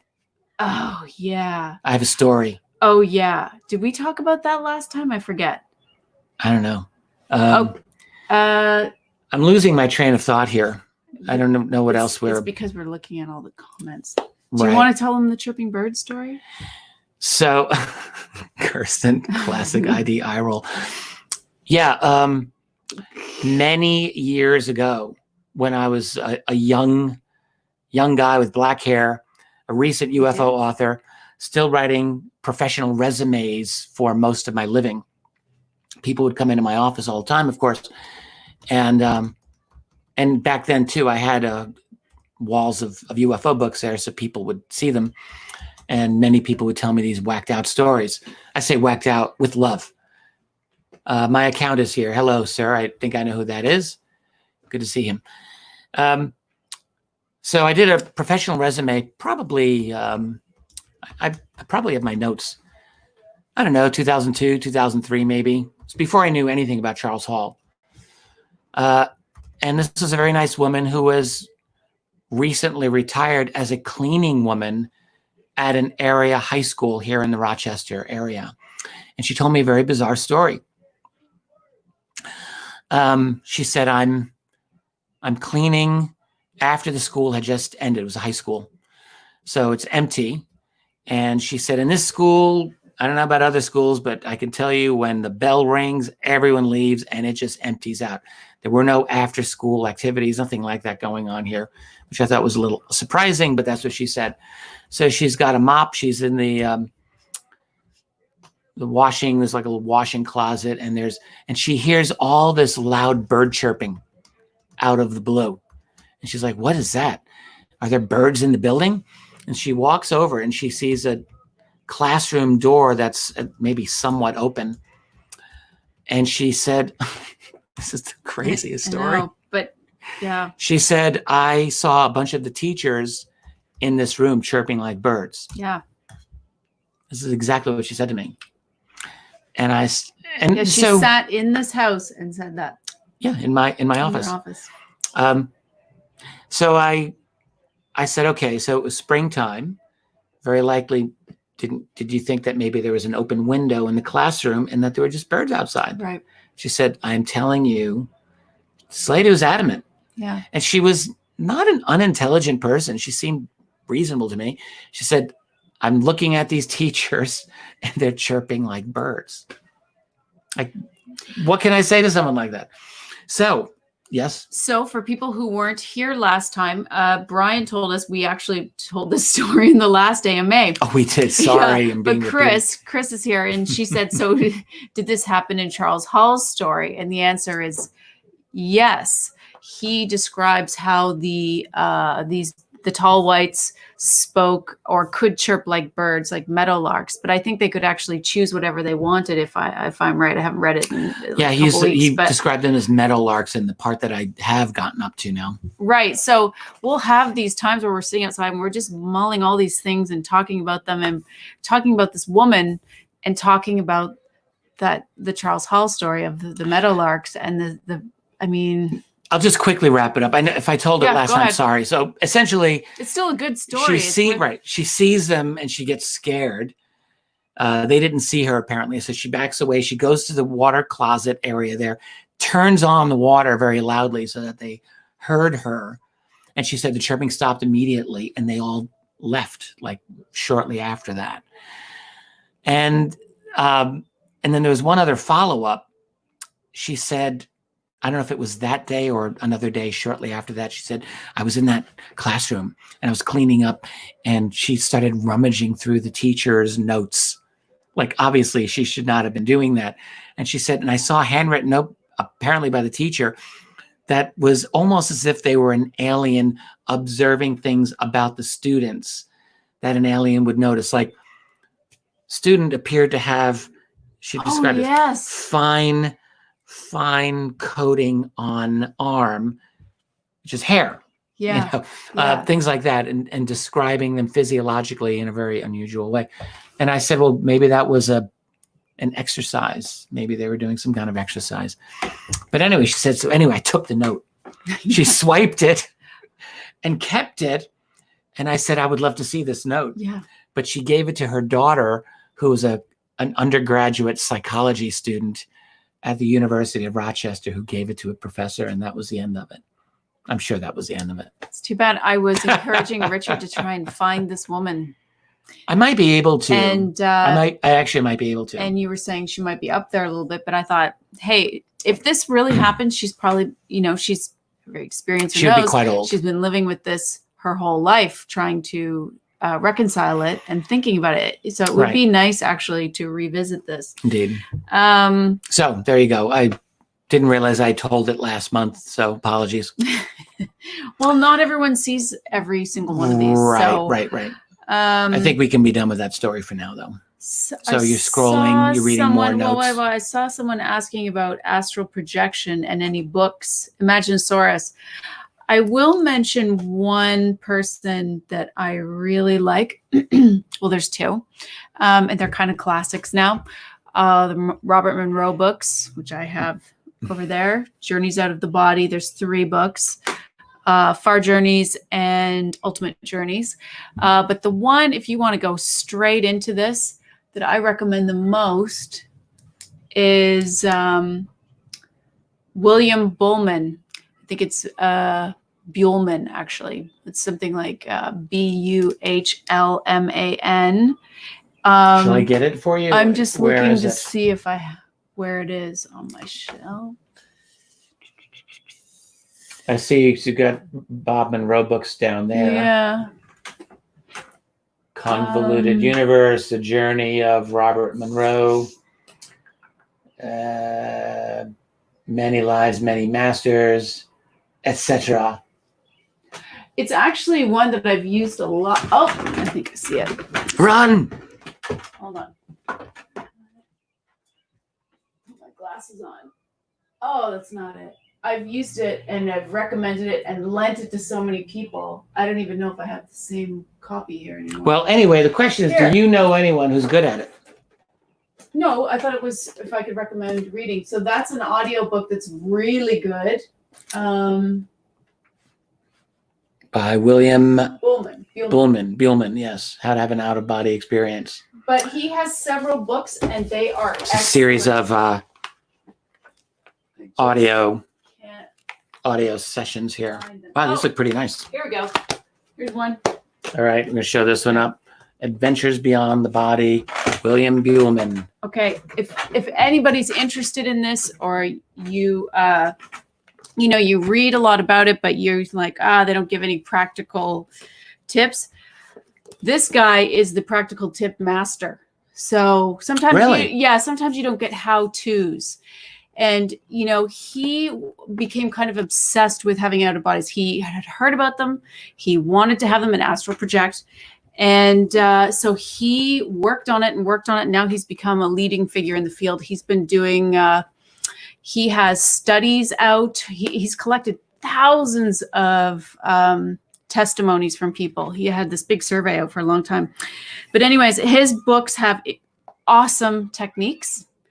And he learned a lot by making a lot of mistakes. Mm-hmm. And so his insights are super appreciated. Sometimes you have to go through multiple books from multiple people to get, one really great source. I'm telling you, this guy is a really great all-around source for know-how, information. So this is just one of his books. And he was doing some courses at the Monroe Institute for a while. He wasn't originally associated with them, and I think he's back on his own. But for anyone who's interested in that kind of stuff, really seriously, like you want to do experiments yourself, this is the guy. And his stuff comes in audiobook format. This is another one. And I'm talking, he's got multiple great ideas of how to induce them. So, hey, my account just mentioned spoon bending. He was interested in that. I just want to say one thing about spoon bending. We can come back to astral projection, but have you ever seen a spoon bender in practice? Because I have. I went to a spoon bending thing one time, but I actually can't remember. So long ago. I was at a. I was kind of involved in like that kind of stuff all the time a long time ago. Right. It wasn't kind of anything different. I mean, I guess I don't really share how much of that world I was involved in.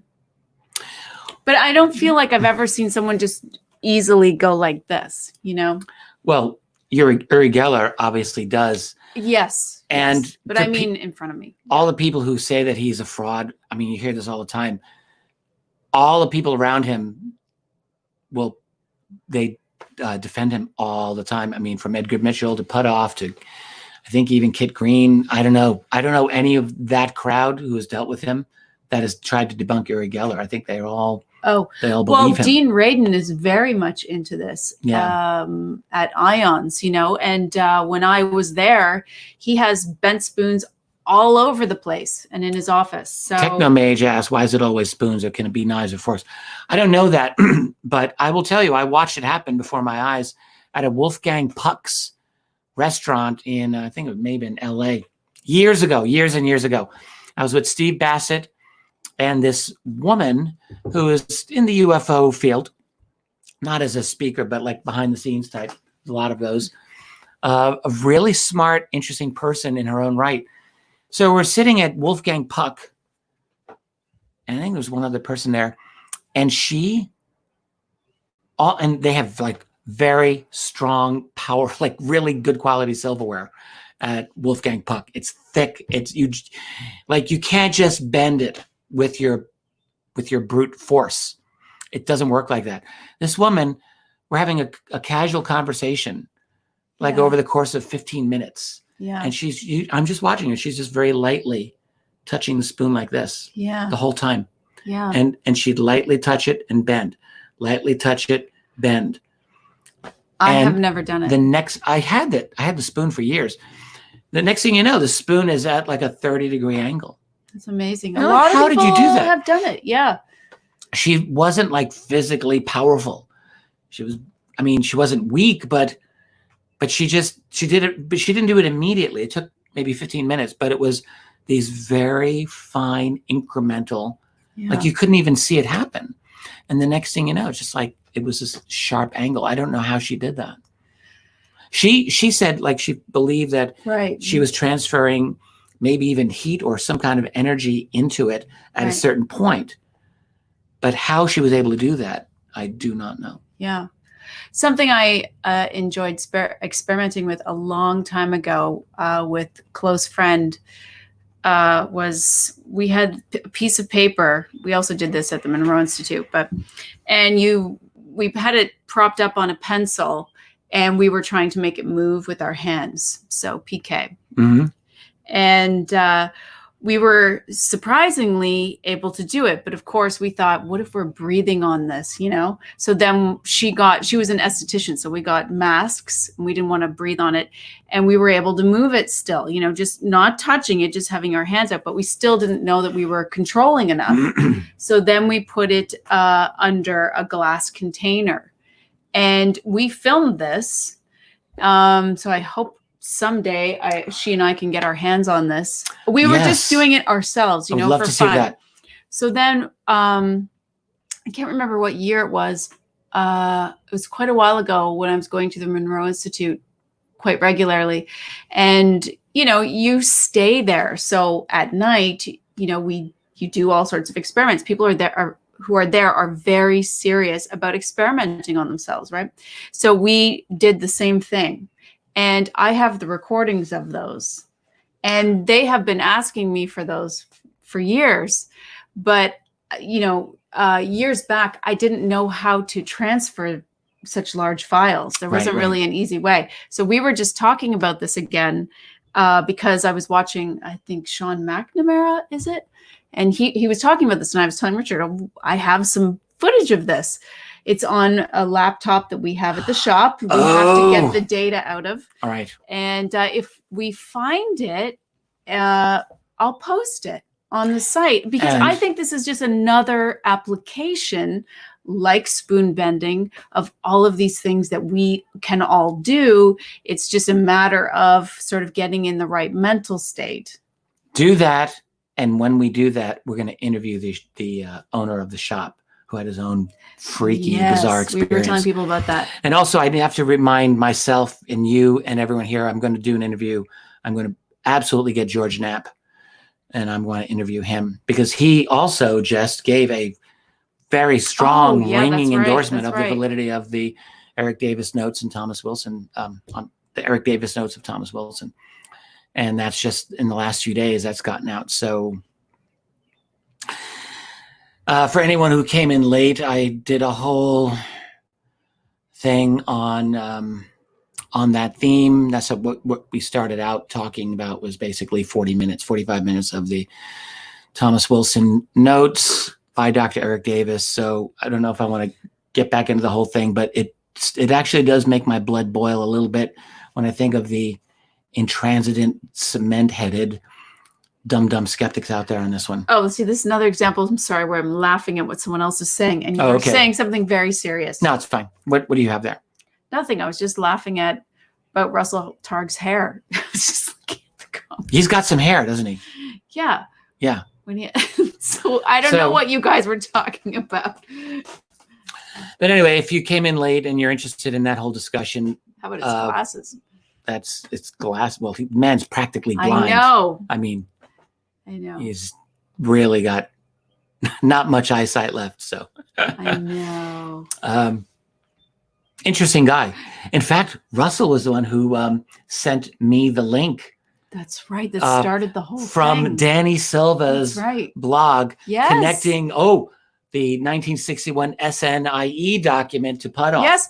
We didn't even talk about that. I didn't get into that. Because Richard's office is in the basement, and I'm like, checking our emails. I'm like, wait a second, Russell Targ is trying to get our attention, because he was giving this up. So yeah, I'm just going to say that particular document, we'll be talking a lot more about that. I don't want to say much more at this point, but there's folks who are like debunking that document, of course, but that document's got defenders, and I know who those defenders are, and they're a very interesting crowd of people. In fact, it's pretty much the same crowd of defenders as that surround the whole Eric Davis notes Wilson document. It's like the same people. They all appear to believe very strongly that document's legit. And in case you don't know, I linked to it earlier in the week. It's from 1961. I have gotten some information on that document. I have not yet shared, but it will be shared. And whether it's legitimate or not, I don't know. I mean, I think people will be arguing. Essentially what it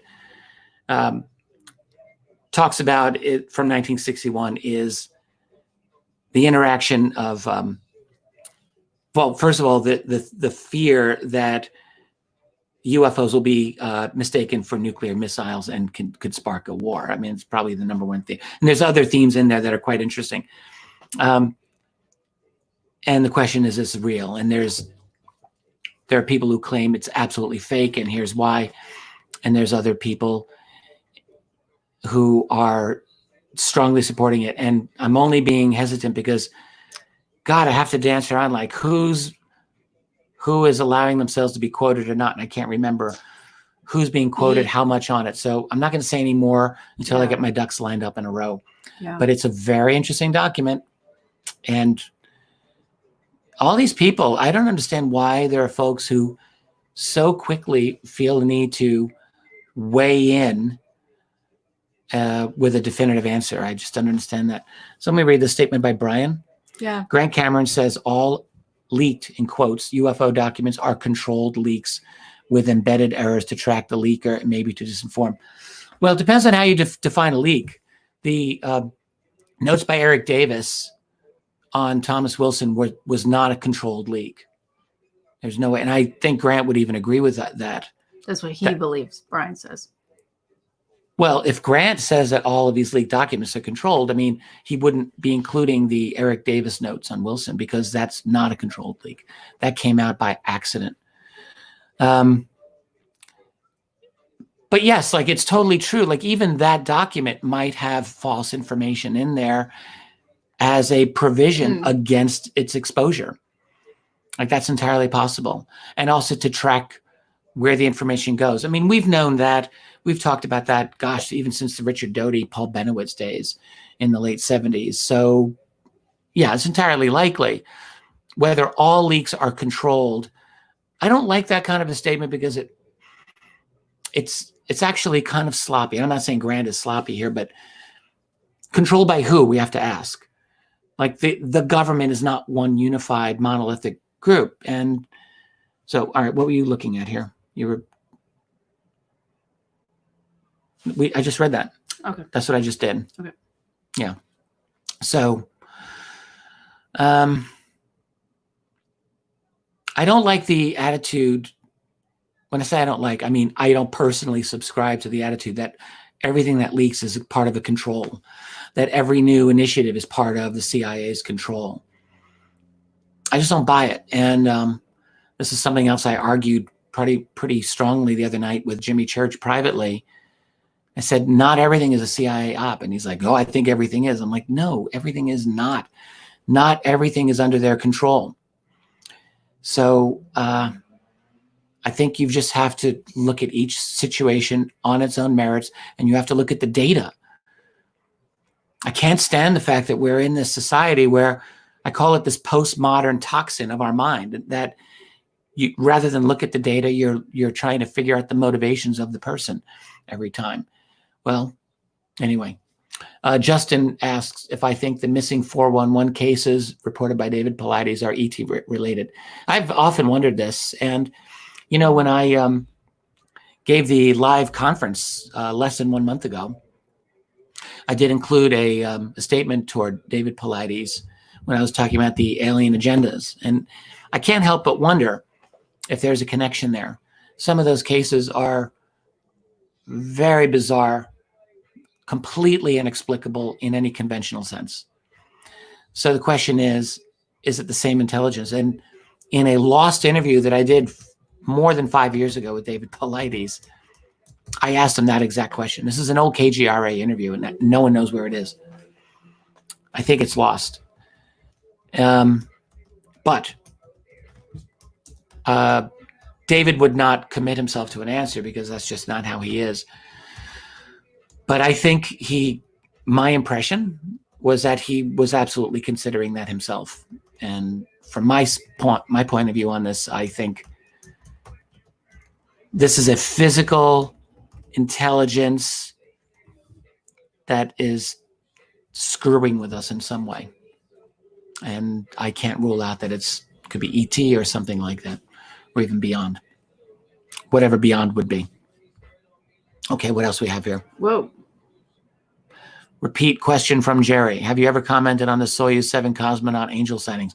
Maybe.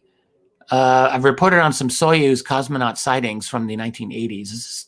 I don't know if this is the same. I can't remember the names at this point. Back in the late 70s and the early 80s, there were a number of Soviet, I think they were Soyuz, I don't know if it was Soyuz 7, cosmonaut sightings that were quite interesting. And one apparently was of the sighting of beings on a craft just a certain distance from the Soyuz craft that was in Earth orbit. So, and then there were other Soviet cosmonaut sightings that have come to us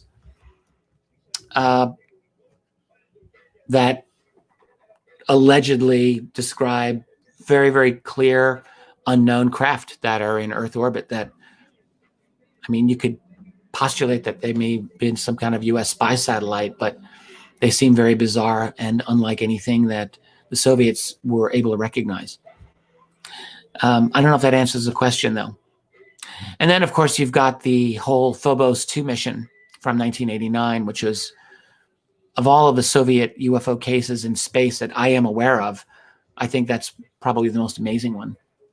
I wrote about it in volume 2 of UFOs in the National Security State, and it's quite remarkable. And it has a photograph of this unknown elongated object. It's the last thing that the Phobos 2 satellite was able to record before it went out of commission forever. Very bizarre. Anything else? I don't know if we're going to do much more than 2 hours. We have been going for 2. I don't like to cut our time short, but okay. Owner writes, have you had a chance to see the UFO footages in Miami last night?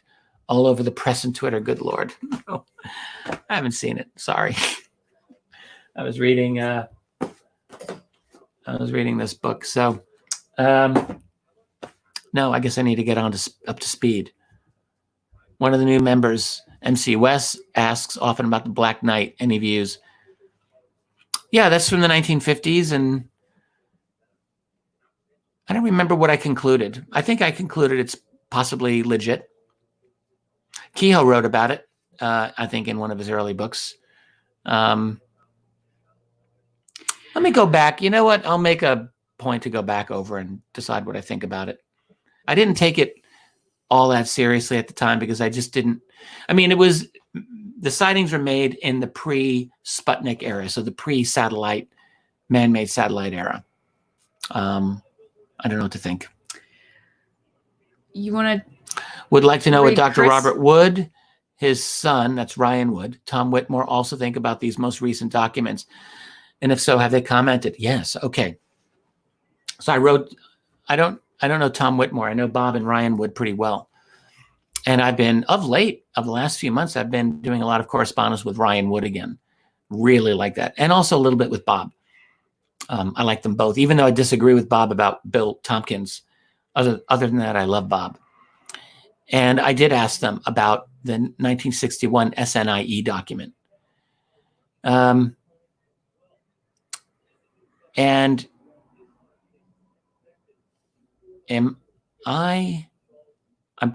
I've that particular document. All right, this is what we can definitely say is mentioned in Jacques Vallée's Volume 4, Forbidden Science. And in fact, one of the members of our site was very graciously and kind to me and pointed that out to me, and that's where I was able to see it. So in that volume, you read that Vallée talks about it in a very affirming way, as affirming as Vallée would do, but he certainly is not dismissive of it because it mentions MJ-12. Mm-hmm. And also, Bob Wood is mentioned in connection to that document in a footnote there. So, so I wrote to Bob Wood about it, and he handled it like a hot potato, I have to say. My feeling was he gave it credibility, but I have to review my email. He did not want to be dragged in with it. There is another individual who I'm not allowed to mention, who is exceptionally confident of its legitimacy and said, do not connect me to this. I want nothing to do with this publicly, but has said to me that gave me not an exact provenance of it, but a pretty good idea of how it became known to him. And there's no question in my mind that he doesn't believe it's real. He knows it's real. That's his attitude. So that's the SNIE document. Onor wants to know why I think Tompkins is not credible. Maybe I should reread him again. I just thought he's a 90-year-old man who sounded like he was 13 years old. It was an embarrassment to write the way he did. I just thought this is not a serious book. But the main reason I thought he was not credible is that I found zero evidence that he was actually doing anything for the U.S. Navy in terms of designing these battleships that go into space. Like, Even Michael Salla, who defends him, referred to Tompkins' work as unsolicited bids to the U.S. Navy. So what does that tell you? Like let's say I'm Bill Tompkins and you're the Navy, and I just watched my first episode of Star Trek in 1966 or whatever, and I'm like, oh, this is a great idea. I'm going to design my own interstellar ship, and I send it to you, the Navy, and you're like, what the hell do I do with this? Like, that's literally what it seems like happened to me.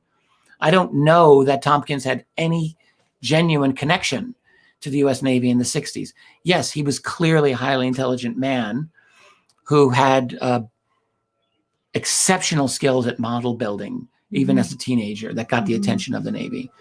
I believe that. Like, I don't have any reason to doubt it. And I do believe he had a successful career. I think it was with McDonnell, and he was senior to Bob Wood over there. So that I think they knew each other there. When Bob wrote to me originally and said, I've got a new Navy whistleblower for you, I'd like you to publish his book, I said, great, send it to me. I'd like to read it. And I just have to say the text was absolutely horrific. It was beyond horrific. It was one of the worst manuscripts I'd ever seen, ever. It was incomprehensible. I thought, this is not going to help anyone, and I cannot associate my name with this book. Sorry. And then he had other things in there that were just ridiculous, like having Jacques Vallée as a member of MJ-12 back in the 50s. Jacques Vallée was a teenager in the 1950s. MJ-12, what? Like, it was just ridiculous. And if you go to the Amazon review of the book, you'll see Vallée's reply to that. There was just a lot of sloppiness. There were things in that book that maybe they were true. But even like the whole thing about the alien babes in miniskirts in the 50s. Okay, guess what? Miniskirts were not a fashion in the 50s. They didn't wear miniskirts. That was the 1960s. Like, get your decades right. So what are we really doing here? Is it true or is it not true? Or is it just like literally some old man's fantasy at the end of his life? Like Jay writes, Tompkins is also all groovy space babes and sock hops. It's hard to separate the world from the truth in fiction. Absolutely. I thought if I publish this is like, would be the worst thing in the world for me to publish. So I told Bob, and I talked to Tompkins on the phone. It does sound like an SNL skit. Chris just said that. It's embarrassing, honestly. It's an embarrassment. It does. And but like, I was amazed. Bob published that book, and that book sold like hotcakes. Like, it outsold any book that I've ever published. Like, I just, again, roll my eyes and think like, what is this world here? What's going on here? And so, what are you going to do? But the alien chicks were hot, says Justin. Yeah, that's what it was. Like, that's like Captain Kirk with the aliens, the green-skinned alien babes, that type of thing. So, and again, it has this Star Trek-y vibe to it, right? Yeah. Like, I think Kirsten's on point here. I think Mr. Tompkins was a bit confused at the end of his life.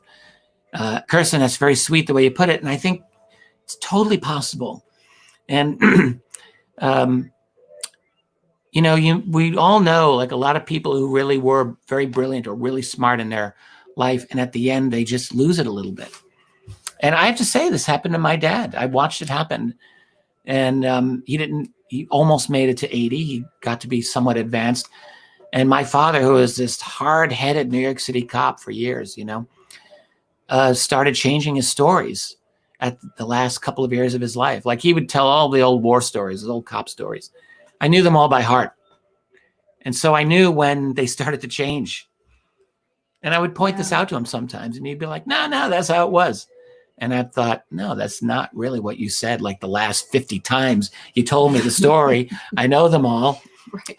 So I saw it happen with my dad, and Tompkins was a lot older than my dad made it. So, it happens to people. So no, I'm not, that's my short/long answer to the Tompkins question. You better be careful with Orion women from Star Trek, because in their society, they have total dominance over all men through their pheromones. Duly noted. Point taken, check. Oh, so there we go. God. Are you from Orion? I have to know. I suspect I can't tell you. I suspect. Kirsten writes 14-year-old boy fantasies. Yeah. Like, oh my God. Yeah, totally. Kirsten writes, so Sala Good Wilcox, those people took advantage of him. Yes, they did. Yes. Yeah. And actually, well, I'm not going to say anything more about this. Yeah, I think what you say is right. I agree. So, all right, I want to just say a couple things here quickly. Because one of you asked this earlier, how do we reach Richard? And I just want to say this for everyone who's watching, not just everybody who's here live. So a couple things. You can go to the Contact Us tab and you can pick something on there. But I just want to warn you, we have a little warning message because you can imagine how busy Richard is. And I do my best, and the hosts and Kirsten do their best. But I try to protect Richard in a way to like do as much research as he can. And so we'll filter through a few questions at a time here and there. And, we will have meetings where we'll let Richard go through most of them, but we, and eventually, I mean, he has access to all of them all the time. I do. All I'm trying to say is just, asking everyone to just understand how inundated Richard is. That's all. It's very hard. I have to say, I'm grateful to Tracy and our team out there who are actually going through emails for me, because I would not be able to get through even a small percentage of things if it were not for you guys. I really appreciate it. There's many of us now, and we still. I'm talking about Tracy, Kirsten, Jay, and Sherry primarily, who are really helping me go through a lot of that. So if there's things you guys need, don't feel bad. If there are, if something's not working with your payment, go through the technical help in the Contact Us, because we have Evelyn. We should say something about Evelyn, who helps us out with that. Shall we mention the? Yeah, let's.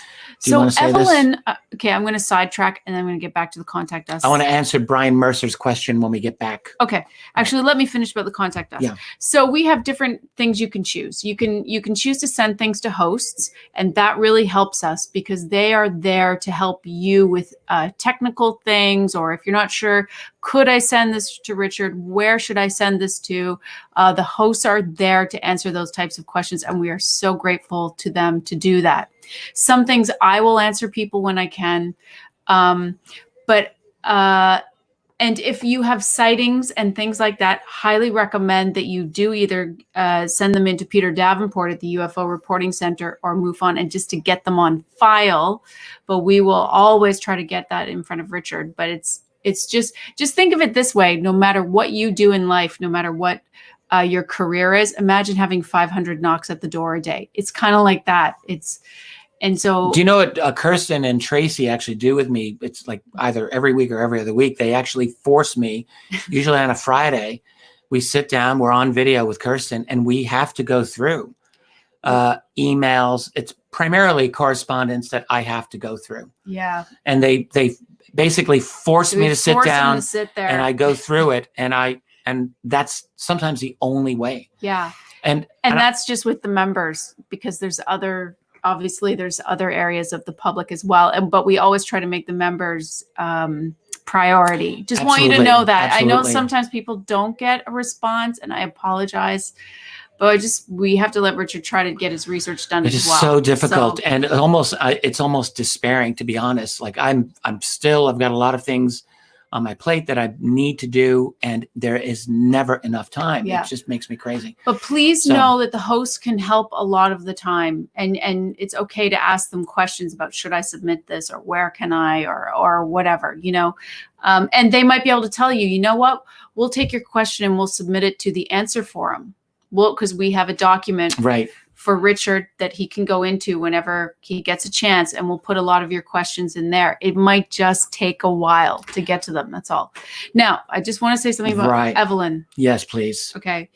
Evelyn has been with us for so long. She is the person who has made everything happen here. Everything possible. Whenever we have anything go down with PayPal, this, that, whatever, Richard and I don't even know how that part of the site works. No.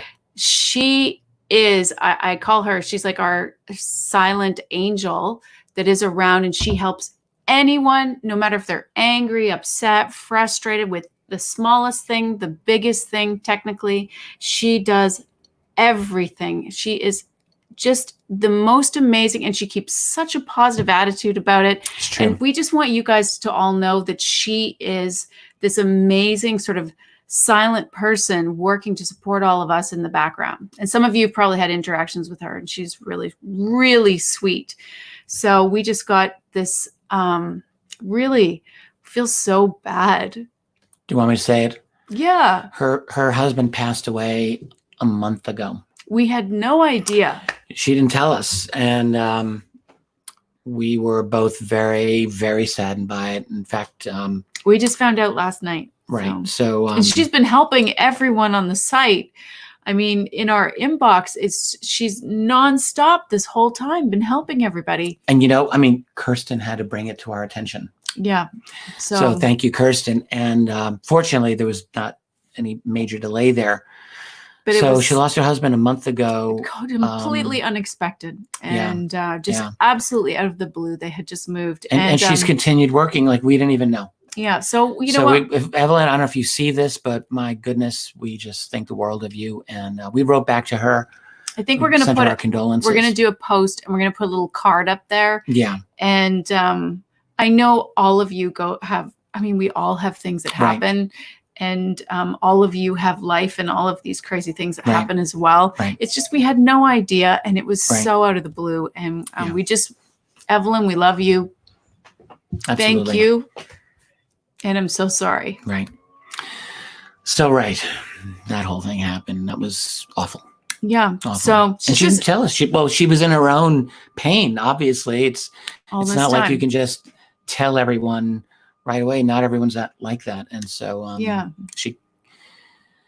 She's, But you all feel like an extension of family to us. I know we've said this many times, but so do the people who help us. And Evelyn's just, I feel like she never gets as many thanks as she deserves. And she is part of the family. So, Right. yeah, Right. Evelyn, I'm so sorry. Absolutely.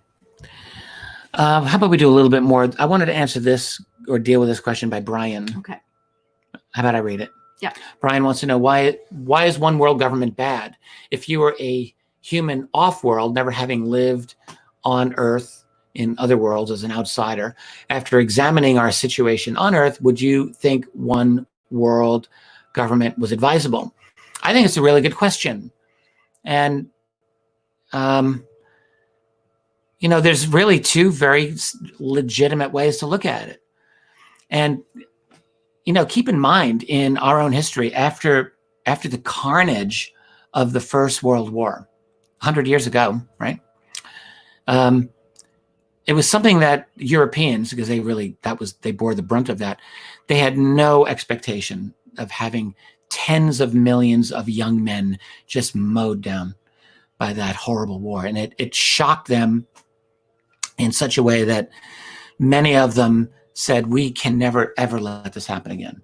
There's no way this can ever be justified. What caused it? Well, to their mind, it was strong nationalistic fervor that pitted nation against nation. And everyone thought that they were right and that the other guy was horrible. And so, you get this idea of the League of Nations, which came out of the First World War. And it's not hard to understand why there would be a lot of forward-thinking, idealistic people who believe strongly in that. And you get people like H.G. Wells, who was the great literary genius who wrote War of the Worlds. H.G. Wells in the 1920s and 30s into the 40s was one of the leading literary proponents of this. He actually wrote a book called The New World Order in, I think, around 1940. And so there are a lot of these folks who believe like we really need to organize as a world. The world is becoming too small. We're too interconnected. And on another level, it makes perfect sense. If you've got global connectivity, economically, particularly, and you've got economic entities that are larger than any one nation, how do you police all of that? Like, in the sense, you do need a global system that is equal to the task of governing this, or at least of enforcing rights. So that's a totally, absolutely legitimate, on-point argument. And also from the point of view of outsiders coming in to interact with humanity. You know, if you really want to get technical, we've got roughly 200 sovereign nations on planet Earth. They're not all of equal power, obviously, but there are roughly 200 of them.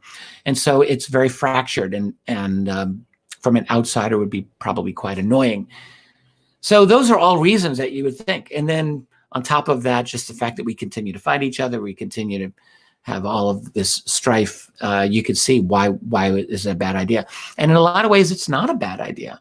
I think there's a lot of things that you could say about it. The problem that I have with it, and that a lot of other people have, is that in practice, this global system is not responsive to the public in any conceivable way. It's responsive only to a very small private elite of controllers, basically what we can call the banksters and that whole group, that really runs it for their profit. The people who go to the Bilderberg meetings, quite frankly, that group of people are the ones who have, not surprisingly, found a way to dominate it. So that's the problem that I would have. And then the other philosophical problem has to do with just the whole idea of sovereignty itself and rule by the people. Like, if we're those people who believe in rule of the people, like your ability to control your government. Well, what is the realistic ability of you to have any influence over a global government? I mean, it's exactly zero. Now, you could say the same thing about a national government, I suppose, but depending on the size of the nation, people can, in theory, at least vote on their nation, and which has, again, in theory, shared culture, shared interests to at least some extent. You're really not going to see that as much with a world government. Sonia says, I don't see a one world government working. Politics and religion will get in the way. Well, yeah, very likely. I mean, unless you can create a one world culture, right? And maybe that is something that, I was talking about this in my online conference when I talked about stage 4 of humanity, the transhumanist stage. I think, let's keep those statements there. I just want to make this point. Are we actually moving into, with almost an inevitability, to this new system? We were talking about this just yesterday in the kitchen when we were talking about Ben Gertzel. Yeah. The guy who designed Sonia, the AI bot. Sophia. I was thinking of Sonia, our person. Sophia, the AI bot in, was she in Bahrain or Kuwait? Somewhere there. Saudi Arabia. Was she in Kuwait? In the Middle East. Anyway, he designed it. It's been a while. And we were talking about him. Anyway, yeah, we're bouncing all over the place here. I forget. Yeah. No, it's in the Middle East. Oh my God. It's been a while. Maybe it is China. I don't think so. Ben was in China. Oh, he was. Right. Point is, so I don't know where Sophia is now. This whole movement that we are on, like, is there any way to stop this at all? And I just think, not really. No. I don't see how. The thing that I don't like about him, and that we don't like about him, is that he just thinks it's the greatest thing. Ben Gertzel. He's like completely on board, like Kurzweil, with the transhumanist utopia that this is all going to bring. Well, it's not like he says that, but he basically feels that maybe humans are just one link in the chain. Right. We were never meant to be the beginning and the end. Like, humanity is just one phase of what we are. Maybe he's right. I just don't like it. But who likes that? I mean, that means the end of us, possibly, and which he does welcome if that is the way it's meant to be. That maybe they're. I don't know. It is disturbing. There's no doubt about it. I like Owner's statement here. I'm an economics professor. Centralized distribution doesn't work due to distribution heterogeneity. And we've now seen how fragile a centralized distribution system is with the COVID shutdown. Like, that's not a good idea. We need much more dispersed. King Ad Rob says, but now we have Rob. the EU led by Germany advocating for the exact same things Nazi Germany is advocating for. How's that working out today? I agree. I think the EU is a totally undemocratic institution, but you can just see like we've been moving, in my opinion, more and more into a global system for 500 years. It's not just like the last 100 years. You could say since Columbus set foot in the New World, we've been moving inexorably in that direction. The world was internationally and economically interconnected over a century ago. I mean, it actually really was. We just don't remember this stuff. The Spanish-American War of 1898 was caused by purely international economic considerations, in this case having to do with sugar production in Cuba. I mean, that's a long story, but the fact is we've just been very intimately connected for a long time, and it just gets more and more so.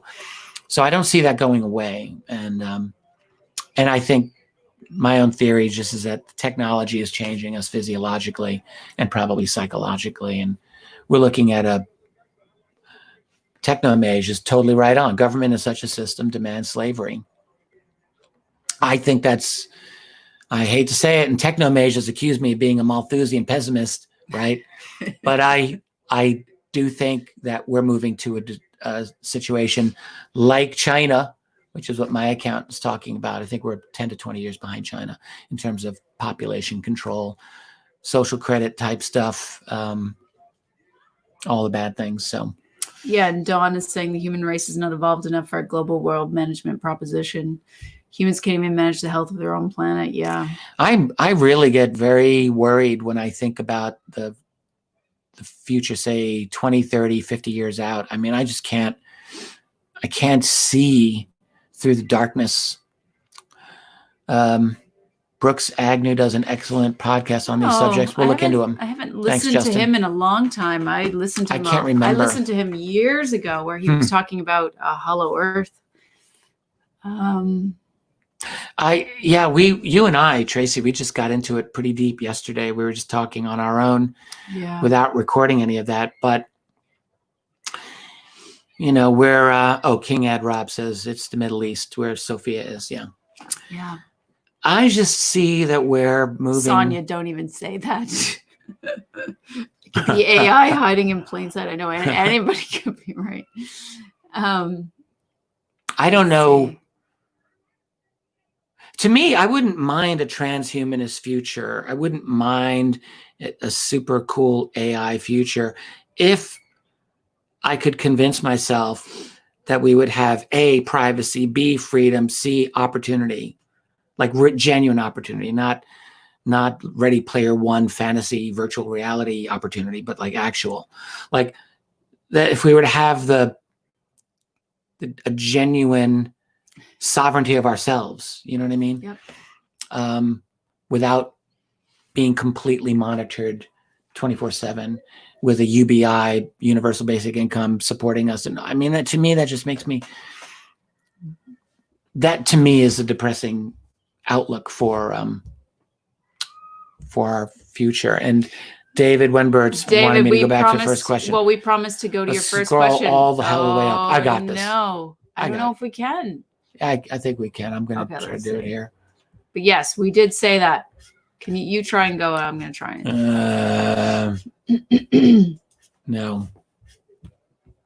Guess I can't. All right, hold on. I think I remember, though. David was asking, how does what's happening today look any different than how essentially an integrated human-looking alien insertion into our power structure to create a virus and mayhem for their purposes? How would what's happening today look any different than that scenario? I may be missing a point, but I think that's what it was. At least that was one of them. That was his first question. And if we got anything wrong, just type it in. Yeah, and actually, David, we had a private conversation that I kind of trailed off on, as I recall. I think you said something and I said something back, and then I think you probably said something again, and I don't know if I even got to that yet, so I'm going to have to get back to you. But the whole theory, like, is there a human either an avatar-like insertion into our society. This was the problem I think that I remembered having with this theory. In other words, the theory that, like an avatar, they can insert their souls, let's say, into human bodies that they then grow and custom create. I can't argue against that, and I don't even know if that's impossible. Maybe it's possible. I just don't know why I should believe that without any, other than the fact that it seems like a cool idea for them to do that. Does that mean that they can do it and that they are doing it? I don't know. I'm probably doing an injustice to your argument, so don't know. To me, I don't know how to falsify it one way or the other, how to prove it, yes or no, how to argue whether it's true or not. If I'm getting it wrong, I'm sure I probably am. Please rephrase it, and I'll do my best. But we're going to probably wrap this up soon because we've gone for 2.5, and we're going to wrap it up probably within a half hour. Jim writes, "Watch Mediocrity." We are there. Is that a movie? It's a docu, I believe. We are. I completely. David. Best explanation for the hybrids. Maybe it is. I don't know. Well, Jacobs would probably not agree with that.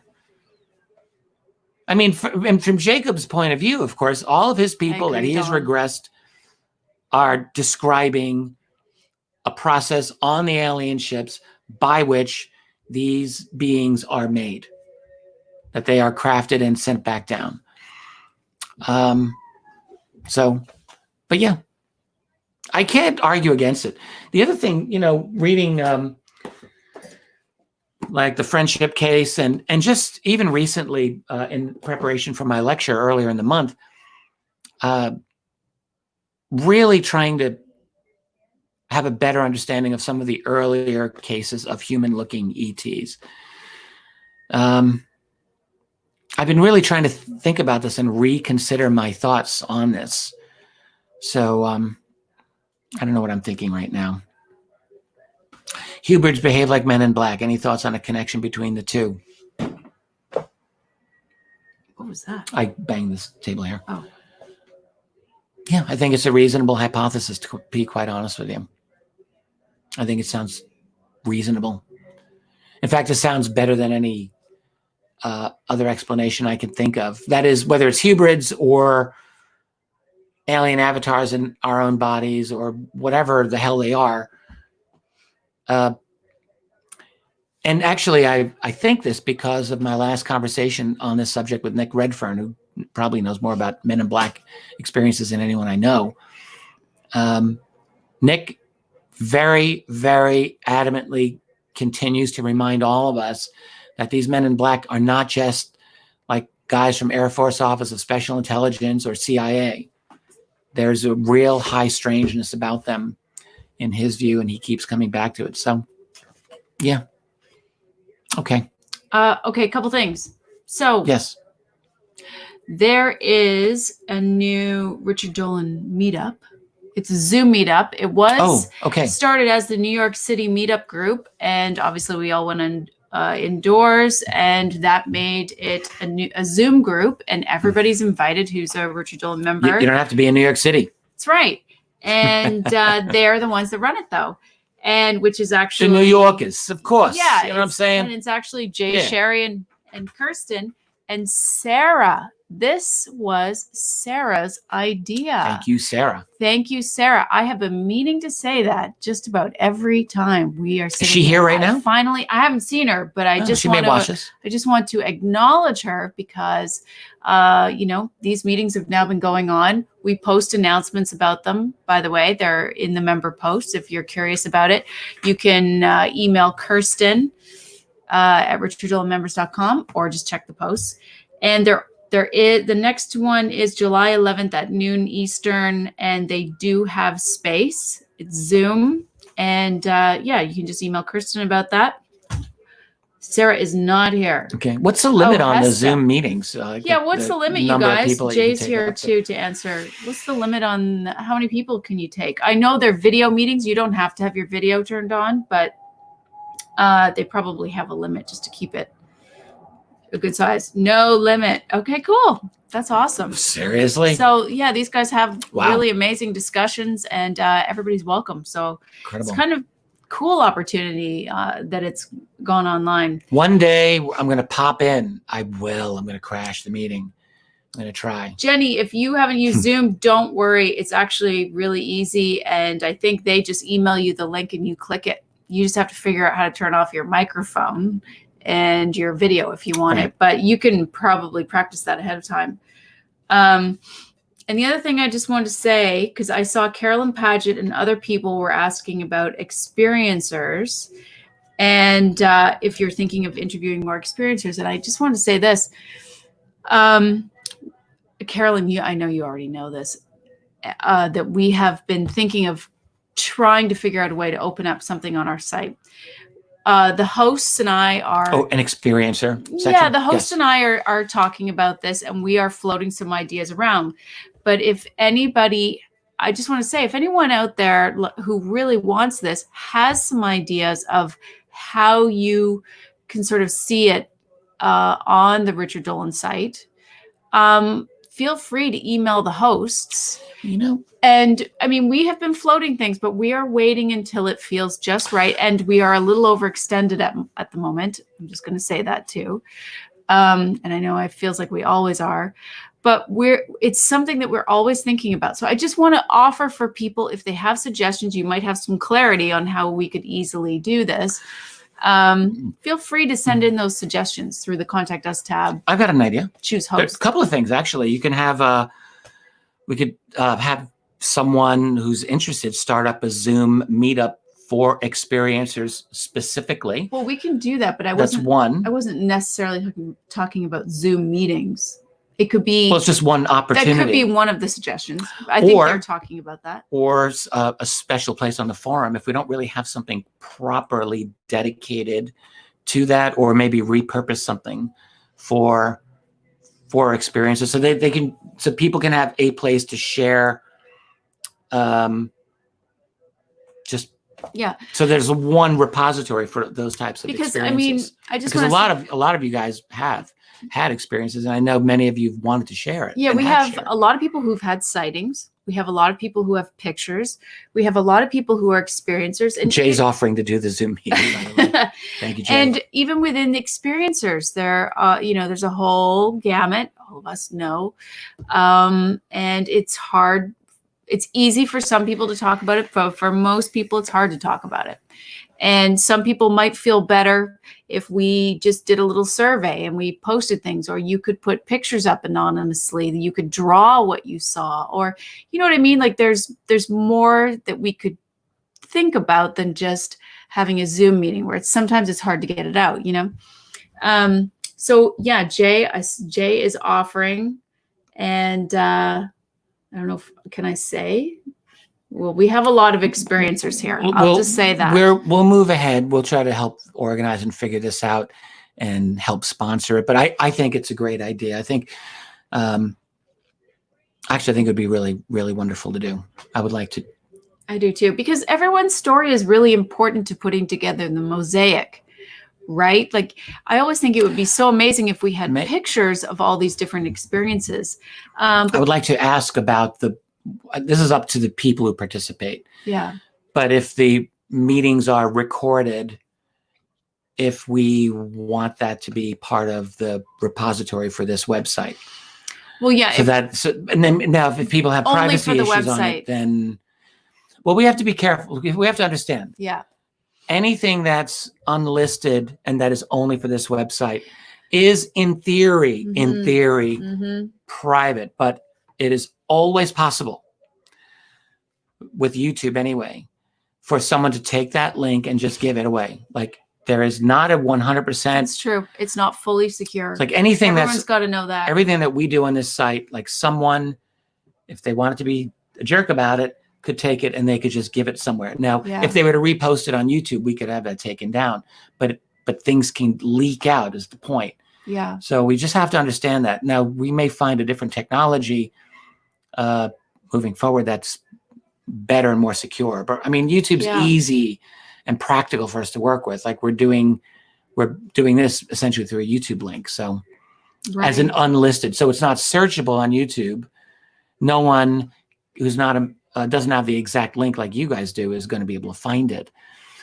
But anyway, I think it's something to consider, like to record them. I'm just saying, for my purposes, I would love to be able to have the ability to go back and listen to people's experiences if I'm not there. Yeah. So that's the thing. I mean, but on the other hand, we want to respect privacy. So it's just a conversation we should have about it. Yeah, I mean, that can be part of it. I just, and something I've always said this, I would love to do this, is have a super comprehensive book of what a lot of these beings that are reported look like. And Barbara Lamb has done something interesting where she, after people have their hypnosis session, she'll have like a police, what's the word? Like the people who do drawings for the police. Police sketch artists? Yeah, sketch artists. She had them draw out what people had seen during their hypnosis session. And we have someone on the site who is an amazing artist who expressed something to me that I'm not going to forget, that they would love to draw out people's experiences. I've been thinking about this constantly. Oh, right. So, I mean, maybe that would be a service that person would like to do. I mean, obviously we would, I'm sure she would need to be compensated for that. But for some of us who've had an experience that's sitting in our mind for our entire lives, and I know for myself, I feel like I would like to have for myself, some of these drawn out. I did one of mine, but this is another thing that we're just, for experiencers, that we're thinking about and talking about in the background. So there's some stuff. All right. There's some I just want to acknowledge Techno's point about using BitChute instead of YouTube. That might be a really good idea. We've talked about that. I don't know a lot about it. I don't have a BitChute account, and I keep thinking, because YouTube has become so the ultimate finger-wagging school marm who wants to morally police everything I say. So yes, BitChute is definitely an attractive option, and we should just have a BitChute account. Technomage. Don't worry about privacy. It's gone anyways. Anyway. I know. No, isn't that terrible? It's kind of true. I know you're joking, of course. I don't think he's joking. And someone said, no, you know how I meant it. Yeah, right. You know how I meant it. This. What did I see here? Something. Oh, someone asked, what time is the Zoom meeting? It's at noon Eastern. Is there a post for this on our site? There's got to be a post for it. There is. Check on the Stella. I will. And what I've only recently learned how to do. This is so stupid of me. Move the post to the top. Yeah, move the post to the top. So let me see. 1, 2. As that one 3, approaches, we'll 4, move it to the top. 5, 6. It's 6 down. Right. But yeah, we can move it back to the top. When July 11th comes, or maybe on July 9th or 10th, we'll move it back up to the top so people can be reminded. And it's written by Kirsten. And it says New York City on it. So it's about the 6th post down on member posts. Right. But yeah. All right. There was something else. I forget what it was. I know I've said this. You have not acknowledged when I said this, but I feel we should be in the process of winding down. Oh, yes. This is my 3rd or 4th time. I'm just trying to drop a little hint. I had a list, and I was trying to get through the list of little announcements. I usually do them at the beginning, but one thing I do in addition to UFO research is cook dinners. Pretty good at that. You do cook dinners. I prepare meals. Yeah, no, we both do. Yes. And we're going to be. It is time for a little wine and cheese. I am going to have to agree with you, Justin. Oh man, wine just sounds so good right now. I know Richard's done. I know we've got to wrap it up. Honestly, after my Jimmy Church conversation, though, he was so. I was like, I just want to get loaded, man. Which I didn't, unfortunately. He had a few. I had a couple of glasses of wine, but I bet our neighbors heard the entire conversation. They did. So This guy is not quiet. I got to learn that. So I'm on the back deck, and we got cool neighbors. I like our neighbors. We do. But like they're coming back, and I'm like, I know my voice was loud, and I'm talking about, well, security clearance isn't classified. F you, Jimmy Church, and stop. Don't be stupid. And like I was just like letting it out. Yeah. I worked a little blue in that conversation, I must say. Jimmy gets it all. And he's so nice about it, honestly. He knows how to handle you. He takes all my crap, never gets offended. He really is good with you. He keeps coming back for more. And you know what? Like he knows that Drunk Richard is not awesome. But I have a couple of just well, that's right. Rob was in at Contact in the Desert. Well, actually, quite a few of you were at Contact in the Desert with us last year at the pizza party in the private room. And we also had, who do we have with us? We had James Fox. No. Oh. We had oh gosh, who am I thinking of? Rob. Anyway, what are Hynek. you? Paul Hynek. Yeah, we had Paul Hynek was with us hanging out. Oh, geez. My account wonders what Hi Richard is like. We'll talk about that sometime. Anyway, continue. Can we pay for an extra Drunk Richard hangout? Buy the drinks. Well, one time, you know what? This was fun because often we do AMA and it can be a little stressful for Richard because there's, 50 questions to prepare for. But if we want to do a hangout like this again, maybe we'll bring some wine. You guys bring some wine. Yeah. We'll bring some wine. And like we did last time, we did a little bit. That was pretty funny. Linda says, I listened to KGRA from a few years ago. You had drinks and hysterical. Yeah. Here's my attitude. When someone gets to a certain age in life and the shit just gets to you, like there are times when the day is done and you just, speaking of by you, I mean me, you just want to like sit down in something comfortable.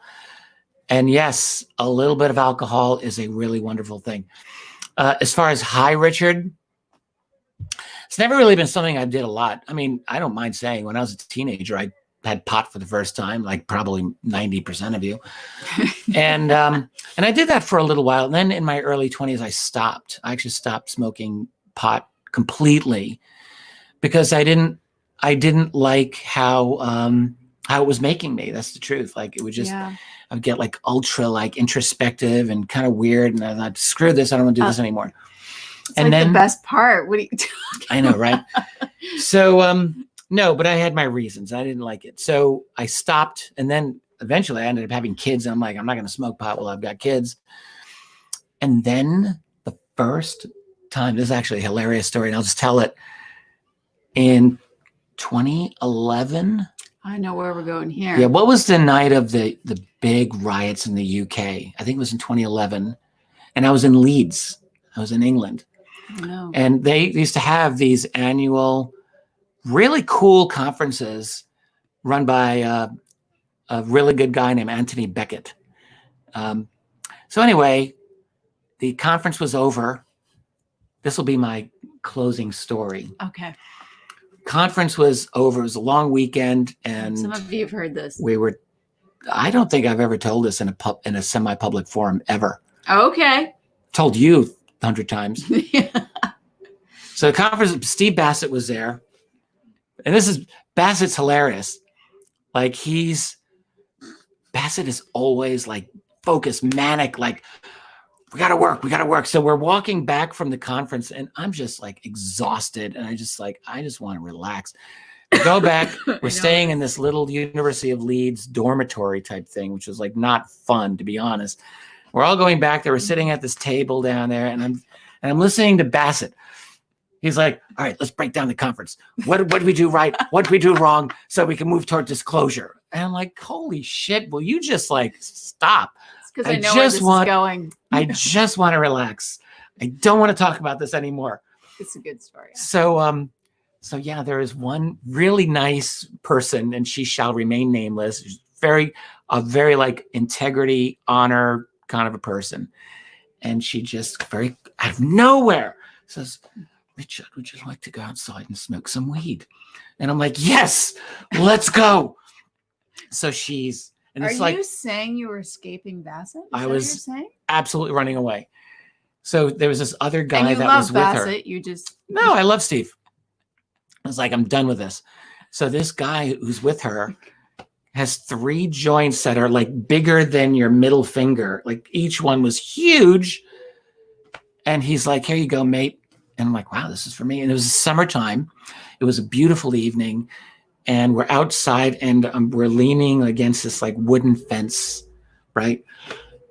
And I hadn't had pot in, let's see. oh, this really Probably is a private 30, party.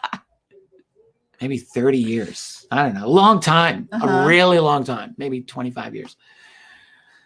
So I'm like, great, I got this. And I take my first hit. And I'm like, wow, this is good. Took another hit. And I'm like, oh, I can handle this. No problem. I'm like a pro at this. And the next thing I know, This is the funny. woman next to me, it's getting a little bit dark out. She said, Richard, you're turning green. I'm turning green. And I looked at my hand and I thought, wow, my hand looks like it's turning green. How is this possible? And the next thing I felt What was, do you think of Mr. Garrison in South Park? Anyhow. well, I became like Mr. Garrison because I felt like my head was this helium balloon suddenly detaching from my body. And it's just going up in the air. And I'm thinking, wow, this is very interesting. And then I thought, this shouldn't happen. This should not be. And then Oh my God. I swear, because I was ready to I did not fly expect home. this I was ready to fly home the next story. day. Right. Yeah. And I felt like I was a tree in the forest going down like timber, like this. And the last thought I had was of Paul McCartney. What? Why? Allow me to tell you. I kept thinking of the news story back in like 1980 or whatever, when Paul McCartney got arrested in the Tokyo airport for possession of marijuana. It actually happened. And I'm like, I am not going down for this. No. And I completely collapsed on the ground. And so. Yeah, weren't you out for a while? So okay. I'm down. I was out for a while, but I didn't know I was out for a while. I actually passed out. I didn't realize this at the time. I'm down on the ground. I thought like 1 second, 2 seconds had passed, and I'm up. And the woman, who shall for her own privacy remain nameless, but was my guardian angel, she's looking at me, and I'm on the ground. And I'm like, oh, hello. She's like, are you okay? I'm like, yeah, what are you talking about? I'm fine. And I was about to get up and she said, no, stay down there. You're not getting up. And I'm thinking, you're being ridiculous. King Ad Rob, name her. No way. It's not going to happen. These guys are having a great time listening to this story. She's too cool. And she will forever be in my good book because of this. Linda Bolton Howard Jr. Not JK. Linda. Oh, Jake. Just kidding. So she's like, stay down. And I'm like, okay, fine, whatever. Bah, you're Captain Killjoy here. And I'm cracking jokes. And like, there's a small group of people and they're all laughing very nervously at my little jokes. I'm thinking, wow, this is a good crowd. Like, they're just laughing at every stupid thing that I'm saying. But it turns out that I had been out for like 5 minutes and they had been terrified that they had killed Richard Dolan or like something horrible had happened. And they were like this close to calling an ambulance, apparently. Wow. Wouldn't that have been something? So they eventually let me get up because I'm insisting. And I did not know that I had passed out for that long until like a couple of years later. I ran into her. I was in Leeds again. And she says, yeah, I just want you to know. It wasn't Linda. No, it was not. He's not doing Linda. the accent. She was English. Linda. She's Yeah. English. Yeah, she was actually really smart. And yeah, who knows why? I mean, I just passed out. So that was a bit of a wake-up call. And since that time, it's not that I'm opposed to such You're endeavors. a little sensitive. Yeah, I'm a total lightweight is what it is. It's actually, we both are. Total lightweight. Yeah. Like with Tracy, I'm good. Like I'll smoke weed with Tracy anytime. Like I don't care. She knows me. She can do this. Other people, you got to take a number. It probably is not going to happen. Probably won't happen. Well, here's the thing. We're both major lightweights. Yeah. So completely true. Yeah. But it's fun. Like it's one of those things every once in a while, it's a fun thing to do. Yeah, because you can just imagine where we go exploring. When we talk about this, we talk about the trajectory of humanity and where singularity fits in and all these different other crazy We have some places. Interesting ideas happen. It's really fun. It is fun. And but it's rare. Typical stoner talk, probably. Totally. I mean, but for us, it's fun. Yeah. And it's very rare. So I'm not just saying that. It's actually rare. We have friends who smoke much, much, much, much more than we ever do. We're just like an occasional little dabble do us, essentially. Yeah. I mean, I think, which is best for me. I wouldn't like to do it even on a semi-regular basis, but once in a while. For me, I'm basically wine and brandy. I can't believe we're doing brandy is my God. When I really Theresa May. Yes, it was Theresa May. That's absolutely true. Kidding. Can you imagine? And she did her little dance as she came out, her robot dance. Ed, when are you going to tell this story to your mom? Oh, no. Oh, my mother? No. Actually, she would. I would tell my mother at this point. No. You don't think so? She'd get pissed. So against. She'd be so angry. She is so against that. You know, my mother did. She shamed me one time, and she was right to do so. I used some bad language in front of my mother, which I don't normally do. But I did, and she said, "Oh, does that make you feel like a big man?" And I was like, wow, my mother just chopped me down to size like that. You feel really smart? And I thought, okay, you know what? I'm not going to do that in front of my mother. Yeah, my mother was, I don't know, it wasn't that many years ago. Less than 5 years ago, 4 years ago. I think I knew you during that. So my mother doesn't put up with that crap. She's like, oh, yeah. Straight up and fly right, young man. My mom is actually the same. Yes.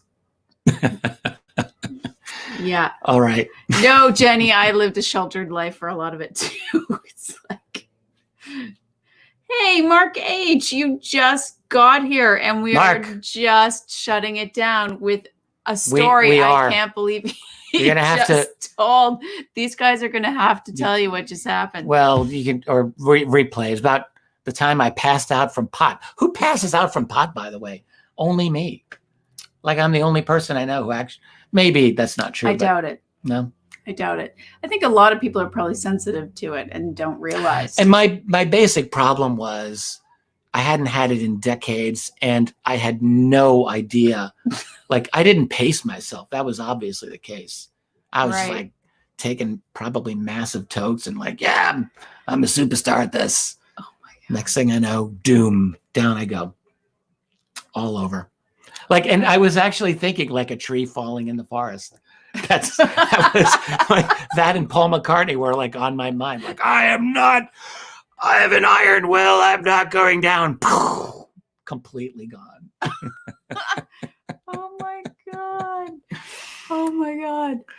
You know, it occurs to me looking all these cool comments. Like, are we all still in lockdown? Like, we're still in lockdown, aren't we? Yeah. I mean, kind of like we're still not getting out. Like this is one of our socializations here. It is. This is social time. I know. And it's like we do the serious stuff and get you to answer the questions, but then this part is just total hangout. So yeah, this is really nice. Yeah, the world is not back to normal. I mean, I should know this because I still have to wear my mask when I go out in public. And I just want to read my account. Willie Nelson claimed that for years he'd collect all the weed thrown on stage, blend it up, and smoke it with no fear of contamination whatsoever. Wow. That was crazy. I had an old professor who I just loved as like my daddy back in the 80s. And he was like an old renegade Marxist hippie. So funny when I think back on him. But he was one of the best lecturers I've ever had. And actually was a real inspiration for me.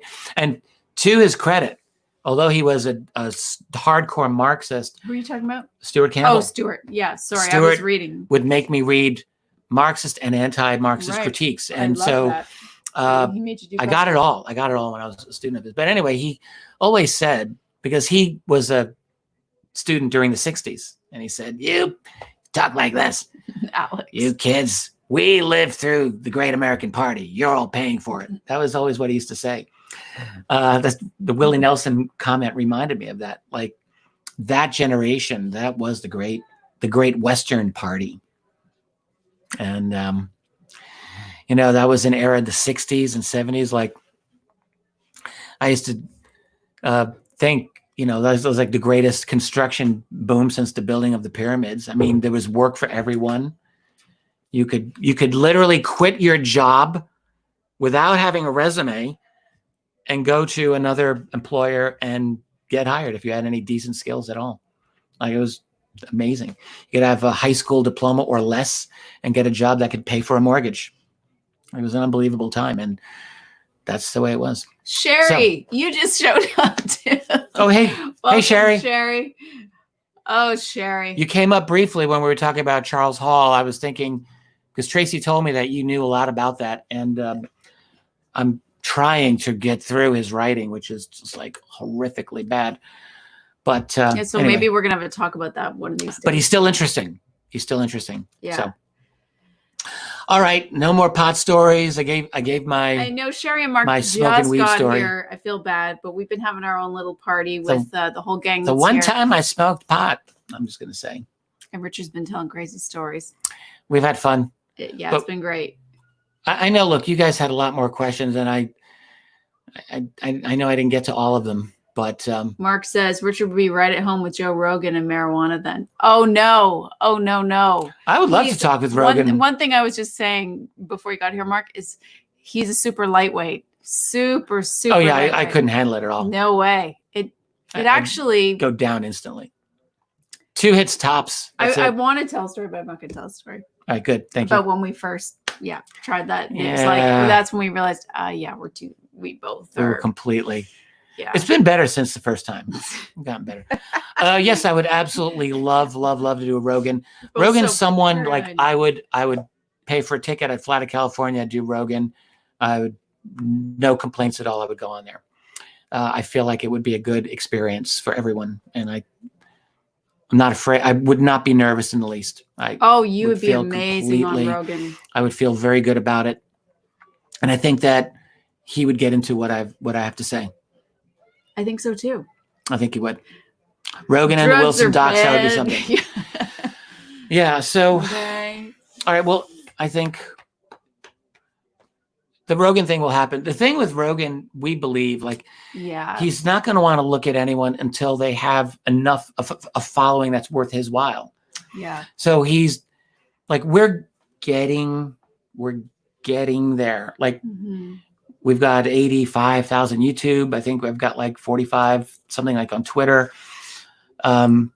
We've got this great site. Like we do have a growing public profile, and it is very helpful because that's basically the media currency that they look for. And if I didn't invite Rogan on my show, I don't think he would come. I don't think we so. don't have enough social credit, as Richard was just describing. 87. I don't think 87,000 is enough for Rogan. I mean, it's getting there.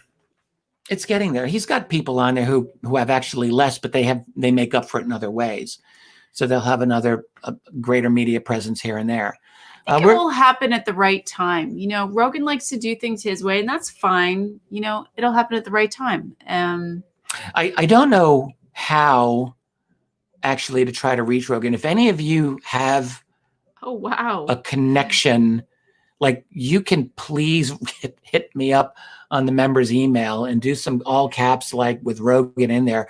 I'm sure we will see it. Well, Kirsten was just saying there's a Get Richard Dolan on Joe Rogan post on the forum. Everyone should go there and follow the directions. I don't even know. I don't know how to but contact them. I think I actually don't know how to do it. Well, we have an agent that we can talk to about that for you. Let's look into this. Yeah. I think like a little bit of proactivity is not the worst thing here. Joe Rogan looks like my brother-in-law, just saying. Wow. Okay, that must mean something. So maybe that can help. All right. Oh my gosh. All right. So we're all a bit squirrely, but I mean, hey, got each other, and that's what counts, right? I should inform Rogan about Operation Paperclip. His guest was so ridiculous. Oh, really? He's had some people on there who really have not done very well. I mean, I don't watch Rogan religiously. I like to see his short clips, which are good, of course, but I don't. Active Guardian says I have an agent. Sort of. He does, because you know how it is. Only recently. Yeah, not for very long. But, you know, when Project Blue Book wanted Richard to be a writer, and sometimes people will come up with these really unusual offers that are in the TV world.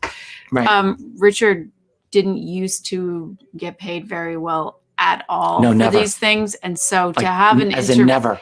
Yeah. So to have an intermediary like that who takes care of those things that we don't really have any experience with is really amazing. So has Corbell been on Rogan? Yes, in fact, he has. He was there with Bob Lazar. But they know each other. They know each other. They know each other from their dojos or something like that. It's their fighting days. Oh, he does. Yeah, I didn't quite realize. So they have a connection. Yeah. Active Guardian wants an agent contact. Well, all right, write to us. I like our agent. He's done good for us. Great. I mean, I don't know if he's amazing. He's good. Yeah. And I'm glad that we have him, actually. Yeah, me too. I really like people will ask things and like, honestly, I probably am not a good negotiator. Like, I think I'm not. It's not only that in that world. It's just you need someone who represents the world that they specialize in. He really specializes in that kind of stuff. So that's why we don't have any involvement with that world, really. Yeah. So we need him. We're going to talk to him, and we're going to see about moving ahead on this. He'll know how to do it. Yeah. After a potential Wilson article. Yeah, everything's happening so fast in this field. Like, I'm excited for ufology for this coming summer. I think it's just going to be a lot of the good kind of turmoil. I'm cautiously optimistic about future work that will come out on the Wilson document by Eric Davis and on other things as well. So we'll see. Do you want to? Jim Crowell. Tracy asked Richard, explain valet. I don't get him or his point. What are we talking about here? I think valet is just not someone that Jim's that familiar with. So if you could just give like a little brief overview of Jacques Vallée, like where he came from, his involvement, because I mean, he shows up everywhere, right? His theories have changed over the years. Obviously, he's a very, very critically important ufologist. You know, probably top 10 of all time, maybe. I don't know. He's very influential. He's quite brilliant. But he started out working with Hynek, didn't he? Back in the mid 60s, as a young guy. And he came into the field, actually wrote a couple of very good nuts and bolts types of books. Anatomy of a Phenomenon, and what was his other one? 1966. And they're good. But the thing about Vallée that you always have to admire, whether you agree with him or not, and I don't always think that all of his ideas are right, but he's a genuine intellectual, and he genuinely thinks about like important ideas connected to ufology. So Kirsten writes, he started in computer science at SRI, Stanford Research Institute. Oh, right. He actually, his major was in transhumanism or artificial intelligence. Yes. Artificial intelligence. So Vallée is someone who's never been like a straight up ufologist. Like he is and he isn't. So, but anyway, as far as, he's associated with interdimensional types of thesis, but I don't really know that he fully is on board even with that anymore. Mm-hmm. One thing that was really interesting is we sat down with him one time and someone at the table asked him about the aviary. And I don't even remember what he said. What did he say? He said that it was just a name that people gave to them. It wasn't like Well, that's true. a group that met or anything like that. They just deemed them these names. Well, that's exactly true. Yeah. We know this is true. And that the aviary was a name that was coined by William Moore, a researcher back in the 70s and 80s, when he was looking into insiders, that he knew that these guys know something. Mm-hmm. And he was in communication with Jamie Chanderay, who probably was an intelligence asset as well. And they were talking about this, and they would talk about the guys that they thought were part of all of this. And because they were ultra paranoid on the phone about being monitored, right, they gave them all bird names. Right. And so the collection of birds that they called the aviary, the collection of birds. And that's it. So you could be in the aviary and not know it. It wasn't like they were a coordinated group. They were not a coordinated group. But you could really see the aviary as existing today in TTSA. And in a lot of ways, like Putoff and Green were members of the aviary as identified by Moore back then.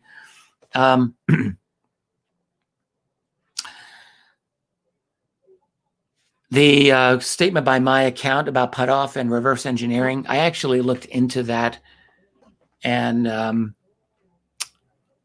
I will get back to you. I actually inquired about that. Anyway, the point about the aviary is they were not an organization, but then they really morphed into like Bigelow's crowd under NIDS, and then really onward and through, I think, even TTSA. This kind of the latest iteration of the aviary in some ways, you could say. But anyway, with Valet, he's kind of in and out of that group. Like knows them all. He communicates with them all. I think a lot of them probably all believe very similar things with their own individual variations. I just want to, Jay, what you said earlier when you were talking about Joe Rogan, one of the best things about him is that he consistently evolves his thought and changes his mind. I think he might be talking about Valet. Were you talking about Valet? If Rogan is the same, actually, in my opinion. That could have been said about him as well. But Valet is a great mind. Yeah, I mean, I agree. I think you must be talking about Valet, because I don't think you would say great mind. It's just about Rogan, but it's Valet. But so someone asked, who do I think are the top 3 ufologists of all time? And I don't know who I would pick. I'm going to think about that. I agree with my account here. This is the things about Valet I really like and things that I don't love. Valet tends to lump a wide array of UFO together in one category of an intelligence that can manipulate human minds to see what they want. Yeah, I think Valet is just a kind of a thinker with a fertile mind who, but he does know. He's got connections that I don't have. Jay. So Valet, great mind. Rogan, excellent skull. Yes. Yeah, he does. He's got a good skull, doesn't he? He does. Yeah. If I get on his show, I'm going to, if I get the chance, I will compliment him on his skull. Good skull work, Rogan. Okay. David says, all these birds just seem to be speculating themselves about what the real insiders know. Sort of, yes. I think I will give you I think that actually is my take. Some of them have gotten close, and some of them I think have gotten genuine briefings. But even getting a briefing that ET is real and ET is here, and that's what I mean, is not the same as getting every little bit of information you want. You know, they talk about stovepiping, and all the information is like, some of it's here in this stovepipe, some of it's in here in that stovepipe. And if you have access to this one, you don't necessarily have access to that one. And this is the problem with a lot of these. Or even know about it. These special access programs, it is a genuine liability of them, that you have to have the secrecy to prevent unauthorized people knowing, but it prevents you from making progress that you would like to make because you cannot share. So I think there are some members of the Avery / Bigelow NIDS crew / ATIP program / TTSA that have had genuine deep briefings, but even those are not the full thing. I think they always want more, and that's why they're not saying squat about the Wilson document, in my opinion. My account is correct. He says a briefing can be a limited hangout, a typical intelligence tactic to entrap you. That's what Kit Green argued to me, is what he thinks happened to him on, the occasion where he received his briefing. So I don't know if everyone agrees that that's what happened to Kit Green, but it could be. And so it's a hall of mirrors plus a hall of mirrors and a hall of mirrors. That's a good comment. David Wenbert. Okay, I got to say, David, on point. How does this kind of secrecy protect anyone's security except for that of the aliens themselves? Damn, sir.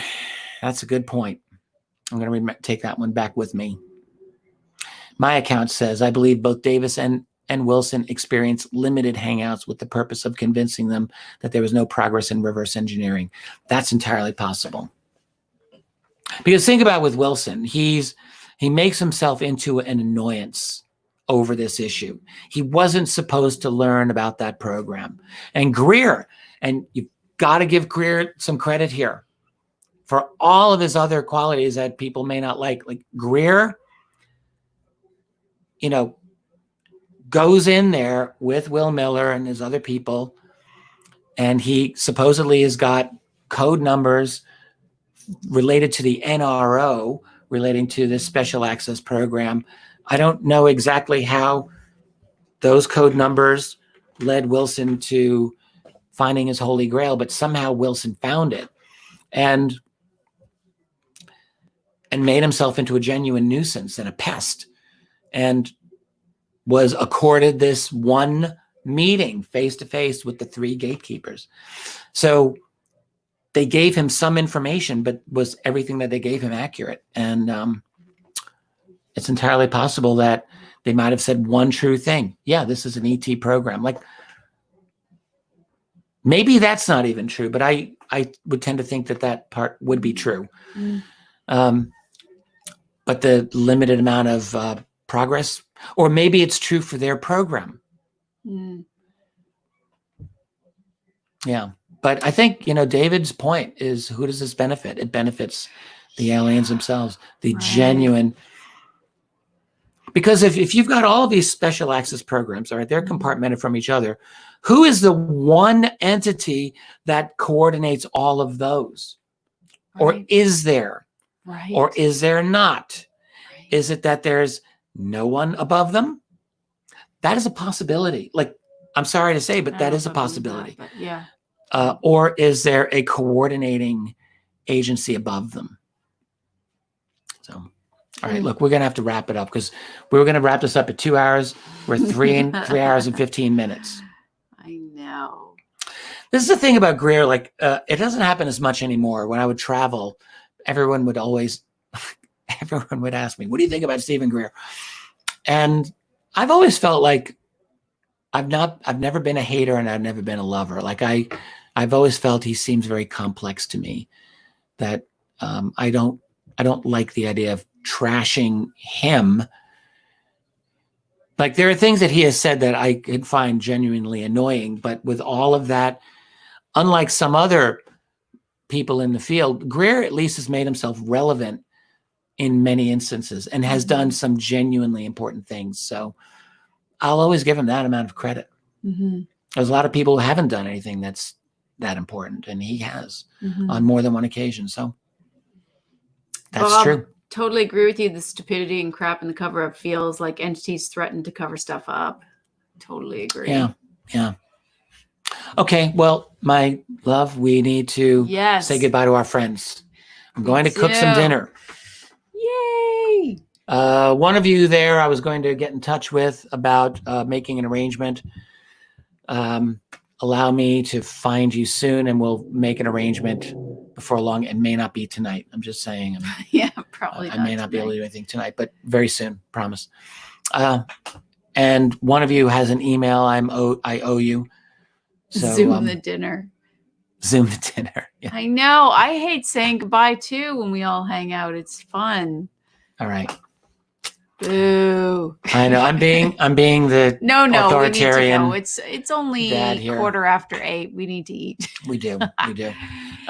We'll do this again. Actually, I have to say I enjoyed the casual. Yeah. We still got into some good substantive issues. Yeah, we did. But we honestly, for me personally, it was a little bit easier. It was nice. It was fun. And what we did over here is we have your comments in huge, so Richard can I can see them when he can. But so nice having you guys here, and it's so nice having the other people who we know are going to watch this after. Right. Oh my God, I can't believe he told that story, but we did. Yeah, a couple of you came in a little late, so you're going to have to rewind the tape. Oh my God. All right, everyone. Truly love our chat. This is our chat family here. This is our chat family. We got the chat family on YouTube, and we got you guys. We got the chat family. You're all amazing. Everyone who's watching it after the fact too. You're a part of the family. We get like a little goofy emotional sometimes. I just want to say, like, I remember not long ago, I wrote a post. Oh, just around the time of that big conference, just thanking everyone who was a member of the site for supporting us. And I really I must say thank you, because like it would be very difficult for us and for me to do almost anything these days. It would be very difficult. Books don't support me. You support us. And that's the reality. I would not be able to do anything without the support of all of you through our website. Yeah. So it allows the little that I'm able to do, I honestly do because of you. And I was saying it to you not long ago. I feel like this is like a corporation, and these guys are the board of directors. I feel like I'm the CEO, but the CEO is responsible to the board. Yeah. And that's exactly how I feel. Like, I'm here at your leisure. I'm here at the pleasure of the board. Right. And so it's like, it's an important job for us. I feel like I work for you guys too. I'm always trying to think of ways to improve this and to unclog the bottlenecks as well. And I've got to say, it's just been amazing having, Kirsten and Bob and Jay and Sherry. Like, they have just been so amazing to help take some of the things off us so we can focus on other things. And we're always brainstorming ways to make it better. And we have things in the works. It's just sometimes they take a while to actually pan out and happen. But I will say we do have a lot of cool things in the works. We do. So we do. And there are times when I honestly don't even feel like Walter and Fringe is one of our favorite characters of all time. Love Walter and Fringe. I was just going to say, there are times when I honestly, I'm not trying to ask for sympathy, but I don't feel strong enough or up to everything that I know that I'm supposed to be doing. And I despair of thinking, like, how will I actually get all of these different things done? And I just don't know. But I know this, there would be zero chance of anything happening without you, without members of our site, and without the other people helping, like Kirsten, and now Jay and Sherry and Mark and Bob and Mark, and and many others of you. Yes, there are other people in here who do as well, intellectually and probably emotionally, and it's really, it makes all the difference, because otherwise it's very hard to continue in this field. And there are times, like, when you're dealing with all of the folks out there, the other people out in this field, I would really wonder, like, why continue? Because it's almost, there are times when it feels like it's not worth it. But I love the subject. I'm fascinated by the subject. Yeah. I have an ongoing curiosity about it. And and then I'm not good for anything else. Yes, you are. Give me a break. Please. What else am I going to be good for at this point? There's nothing else. You are an amazing analyst, geopolitical analyst. I'm just saying, you're an amazing writer. The list goes on and on. Okay. But no one in that field would want me because I'm a UFO person. Well, right. Like, they would just say, get out of here. You write about UFOs. So anyway, so this was a big thing. My field to you this guys. Is it. I'm thanking you. Yeah. I truly appreciate it. We appreciate all of you so much. Guys, Have a great evening. I think my account said stick around. He wants to do some chat, but we're gone. We're out of here. Can they do that? Can they keep chatting? I don't know. Maybe try. If we leave it open, can we? Naruto running. Yes. I wonder how we could do that. So could we just leave it open and they could chat? Yeah, we'll do that. And we'll close it up in a little while. Yeah. Guys, everyone, have a great evening. Love you all. Talk soon. Bye. Bye, guys. Thank you. So fun.